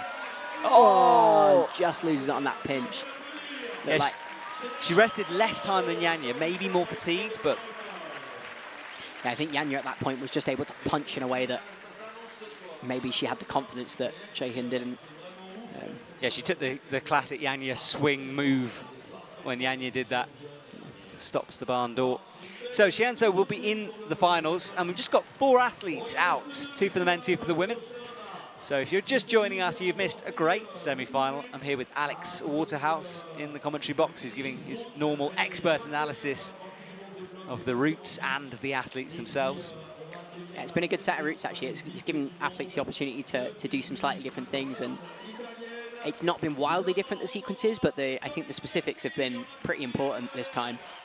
Whether you go for heels or not, whether you lead with the feet, all that kind of stuff is the decisions that matter. So it's been a pretty good opportunity for them this time. Yeah, describe this as a sort of cagey semi-final. There's no one apart from Yanya so far just running out in front of it. The athletes having to work to get their places. Well, Colin Duffy is out, and there is Laura Rogora from Italy. Now, Colin Duffy is on the left, double gold medalist, the first male to do that at a single IFSC event. There he is. What an absolute standout. To do that in the same event after doing 3 rounds of one to come out and win the other, incredibly impressive. And I think that's going to set up a pretty strong season for Colin. So he'll be looking to reach Jesse's high point, his countryman, on this climb, and then go to the final tonight and come home with more silverware. Yeah, he'll be aiming for that, what season he's having. So he crosses up and under, and Laura gets underway. Laura has a different style again from others, more static in her approach. Yeah, able to get to her full extension in situations where other people might not. Obviously one of the short climbers, but able to make it work on these lead routes. So good so far from Colin Duffy as well. He gets a high heel, reaches up, ooh, bumps the right. Yeah, we've been talking about athletes able to overpower the sequence, but I'd say Colin is probably the pinnacle of that at the moment. Such a strong climber. Yeah, it's unbelievable. I said it last week, but I was in the gym when it wasn't IFSC time, and he was just cruising the hardest routes in the gym. Like, not a problem, you know, all dynamic stuff, just bang, bang, bang, tick, tick, tick. Yeah, there's plenty of climbers who are able to do that, but to be able to do that in a competition consistently when it matters, that's a real skill that Colin's obviously mastered over the last few years of competitions. He's still pretty young, but he has a pretty storied resume already, making it to the making it to the Olympics at very young. And then, obviously, he's already a multiple-time gold medalist. And he's just left high school, so... So now he can focus on climbing. Now he can actually focus on climbing and finally get good. So, well, thank goodness, because he's been underperforming. He's been really struggling, so that's something for us all to watch out for. Yeah. Laura is doing well. No hesitations from her as she enters the red part. Colin cutting loose. Looking pretty relaxed, both of them at this point, even on the punchy red sections. Yeah, Laura reaches up. Will she find a rest, though? She hasn't taken one so far. Colin kicking off the dual text to get some swing. Locks in the toes. So I actually think that kicking off and swinging around a little bit might look inefficient, but you're actually not using as much power in your body when you're kicking off like that. You're just sort of working with the momentum rather than against it. So. Yeah, so it won't have taken a lot out of Colin. Now gets the heel, but this is where we've seen a couple of these last athletes struggle around here, and he is the same. And he's come down onto that dual textured jug. We say jug, but at that angle, it's really not a very good hold, but made the route setters sequence look pretty nice. And actually, we've seen a lot more climbers towards the latter half of the field go for that sequence. It's interesting. I don't know what about those moves mean that the earlier athletes were going for the right hand again method. But Colin looking chill. Laura getting into the section that she needs to do to make it to the final. She needs to just go with this right hand, and I think she'll make it. Yeah, she's one move off here. Can she get it? This is the bump, though. Oh, she does get it. It's obviously a stopper move. We've had a few athletes fall there, but she's through safely. Yeah, great work. And now she's got to get her teeth into the head wall. There's a resting point coming up if she can make it, but this is the last big move for her, and we don't see it. The fourth is good enough. Yeah, falls on that dish. Really poor hold. It's got a little thumb catch underneath that allow you to pull a little bit more, but she couldn't quite make use of it. Colin taking that swing really low on the shoulders. Will we see a top from him? This men's route has yet to be topped. Yeah, that high left, that's a really nice way of doing that move. It's totally in control and then gets this drop knee in. And this hold's pretty good, but it's the wrong way up. So if he's able to find a good position with his feet, he might be able to get a little bit back, but... Yeah, matches the dishes. Hard shoulder onto this poor hold. This is what... Okay, so Colin goes with more than enough for finals. Yeah, that's plenty. I think that puts him in second place at the moment. I'll wait for that score to be changed, updated. So Colin comes down, no top for him, but he did what he needed. As did Laura. Yeah, amazing to see Jessie rested on that hold that multiple athletes have fallen even going for. Shows the fitness, and obviously he's in good shape for the final this evening. Yeah, he was brilliant earlier on. Well, Colin will join him in that final. Close to figuring it out. I think once he got stood up on the head wall, he would have been in, but couldn't quite turn it. So Colin goes. Let's see this bottom part. As you were saying, he generated the swing, kicking off that dual text. And I was about to say, I think I jinxed her because I said that was the last really hard move. So this wall profile, where it does kick up into that slightly lower angle head wall, gives opportunity for athletes to kind of get round, take a breather, and then really fight. It leads to some really like standout performances. Obviously, like we saw Yanya earlier. Very cool to watch, and Jessie as well. So good results, and we are now at the end of our semi-final. Brooke Rabatou is out, and great turnaround from her, topping both routes in qualies yesterday, and seeming to be strong. Yeah, definitely the standout performer from yesterday. Yeah, she was brilliant, really flowy through the sequences, and then out Yorikuza on the left. So this route, obviously, from where we've been seeing people get to, it's obviously a lot harder than the quali, so we just see whether Brooke has more in the tank, which I'm sure she does. Yeah, the other women did come close to topping, but not quite. When you said Yanya had a slip at the top, Brooke worked it out. So double tops are becoming more and more rare in qualies, and it shows the standard how hard they are. Yeah, especially in a round with one group like this, where everybody's competing on the same two qualifier routes. Actually, it's a really good opportunity for the route setters to get a split early on. So if they can set the routes hard enough that you don't get two tops, then you're almost guaranteed to have a split going into semi-finals, which means we won't see a situation like we did over the last couple of comps where time is becoming a factor, because both the route setters and the athletes, nobody wants to see it come down to time. It's just how we have to split it when there are ties all the way through. Yeah, it did change things up last time. Brooke was one of the athletes who benefited from climbing quickly. got the bronze, pushing Laura down by 4 seconds, I think it was. So. Yeah, and at that point, when it's so hard to split them and it's only by 4 seconds, it seems like a bit of a coin toss to decide who makes it through, but there's just no other way of deciding at that point. So the route setters will be happy to have a split already, and they seem to have got a pretty good split in the semi-final as well. So I think we'll be going into the final with the result not decided on time. Yeah, good news for the athletes and everyone. So Brooke is nearing the jump. Al is nearing the swing. Pretty much at the same level, both climbers. So this is Brooke, high right foot. That high right foot looked like a nice way of doing that move. It made she was able to do it in control without taking the cut. So making good decisions down low. Hopefully will benefit her when she gets into the meat of the route.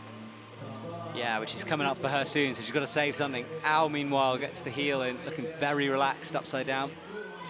He's gone for the foot down and left again, which does look like a nice way of doing the move if you can get it round there. Looks like you can take a bit of a chill with the right hand before you can go to the jug, and then get that heel in. Al now is trying to set him up to go off the heel, which would be really low to do that. He eyed it up doing the beater that we've seen a lot of people earlier on do, but then decided to go back, and now has gone back again. So a little bit of indecisiveness here, but being able to take a rest to make up for it. Yeah, double toes, doesn't rest for long though. Big bump up. You see, he decided against it, and then when he went for it in the end, he fully committed to it, really punched up with his right hand. Hopefully that change in sequence won't mess him up for later. We'll have to see, because Brooke is coming into the corner. Oh, nearly dropped it down, but keeps it together. Yeah, Al taking some cut looses down low that we've not seen other people take, and he's not taking the rest on the double heels when we've seen a few people do it earlier. So he's definitely fighting the pump now, but will he be able to do enough to make it to the final? Yeah, he needs to recover. He's in 14th at the moment, final athlete out. Yeah, if he makes one more move with his right hand and punches for this crimp, then that should be enough. If he gets the plus there. Oh, 9th at the moment, so no plus. If he gets the plus, he'll make it through to the final in 6th. Remember, there are appeals after this finishes, so we'll have to wait and see. The official results will be updated. So he has been given the final, which pushes Stefan out, but Mejdi in 8th place will be very pleased with himself. So we'll see him in the final. So that's it for the men, but Brooke Rabatou still needs to make a play. She moves up into 10th now. One more move will be enough for the finals, and then it's just about how far she can go. Crucial from Brooke Rabatou now. 10th gets booked up. There's 6th, so that'll be finals for her. She won't know that, of course, and she'll want to keep on climbing. Yeah, really nice wide position. Drop knee, trying to find a little bit of a rest on these hard moves. A couple more moves and she'll be able to rest on her foot, but she's got to make them first. We've seen plenty of people fall on these. Yeah, it takes a while to compose herself before this. Oh, holds the pinch. Yeah, trying hard, down in her shoulders, but once she got it controlled, she was able to make good progress. So Brooke Rabatou should find a rest here, which she immediately does, makes the clip. And she's just giving a smile to the crowd. I think she knows she's done enough, and now it's just about what she can do on this head wall, whether she can match Yanya Gombret's top. Yeah, Yanya made a big statement by doing that and making it look pretty easy after she got through the crux. So Brooke will take a while to rest. She's got 1.5 minutes on the clock, so loads of time. Yeah, I don't think she'll be worried about time at this point. She'll just be trying to recover as well as possible and then plow on for the top. Looks like she's getting set up to go. Final aggressive shakes, psych herself up. Yeah, this is the move though, this swing that's generated from this big right hand. Oh, and just a foot slip. That's a real shame. Yeah, I think Brooke had more to give there. She was setting up for it, wasn't she? Yeah, maybe just a little bit too aggressive on those moves, not taking enough time on this shallow angled head wall. Well, it will be enough for her, and we'll get the leaderboard up in a couple of seconds as we watch our crowd say hello to the cameras. Brooke Rabatou, yeah, she knows she's through, so we'll see Brooke compete later on this evening. Great, that's our semi-final. That was good, wasn't it? Well, yeah, I enjoyed that. Nice separation of routes, good climbing, one top for the men and women, and it's Yanya Gombret. And as I said at the beginning, look, I try not to overhype her, but it's hard when she does stuff like that. Yeah, I think she's about 6 moves ahead of anyone else and looked like she had plenty more to give, so I'm excited to see her on this wall in the final. Yeah, that was Brooke Rabatou's slip. She made a move towards the plus as if to say, no, look, I did it. I did it. Look. But no, unlucky from her, that foot plot Yeah, pop. still done plenty to make it to the final this evening. So. Well, that is our top 8. Yanya Gombret, Shien So, Brooke Rabatu, Ryo Nakagawa, Laura Rogora, Natsuki Tani, Natalia Grossman, and Manon Healy make it through into the top 8. Mia Krampel just getting pushed out due to count back, as does Mei Kotaki down in 10th. So that is our top 8. We will wait for this to be confirmed, of course, but that's what we think. Molly Thompson-Smith, shame not to see her get through. Alexandra Totkova as well. And then the rest of our athletes come down the order. Hélène Jancon did really well, up in 11th. Great to see her back in those positions. That is our final. Jessie Piltz, unlucky from her very early slip, like we saw in Innsbruck. Meant she ended up in 26th, as did Tasha down the bottom. It'll be interesting to see how Jessie can come back from these couple of slips in the next competitions, whether she can put it out of her mind and climb freely, or whether it will be weighing on her. Exactly, and this is the men's top 8. Jesse Gruber, the man's done it again, and he's in first position this time. We'll see him climb last this evening. Colin Duffy, his teammate, gets through. Satone Yoshida, Yannick Floyd once more in a lead final. Yoshiki Ogata, well, he wanted to wait until the end of the season for a final. He's done it here early on. Aoyori Kuza, Taisei Homa, and Mejdi Shauk just squeaks in. Yeah, I think he'll be very happy to make that final in that list of athletes. Japanese and US heavy, but Germany and France making an appearance. It's going to be a great final, and that's the rest of our athletes. Masahiro Higuchi, he won a World Cup in Slovenia last year, but no finals for him tonight. Luca Potago as well, a bit of an early fall. And down the bottom, Hugo Paramita with that slip. He had his head in his hands, and Hannes Pullman as well doesn't make it. Victor with the heel pop. So lots of action that we've witnessed. Alex, thank you for joining me. Thoroughly enjoyed. Thank you for having me. Well, hopefully you will be in semi-finals and finals from now on, but if you're not, you're welcome back anytime, of course. Well, I hope I never see you again. Thank you, mate. Well, we will return for the finals here this evening for the men and women. Have a lovely afternoon, everyone, and we will be back very soon.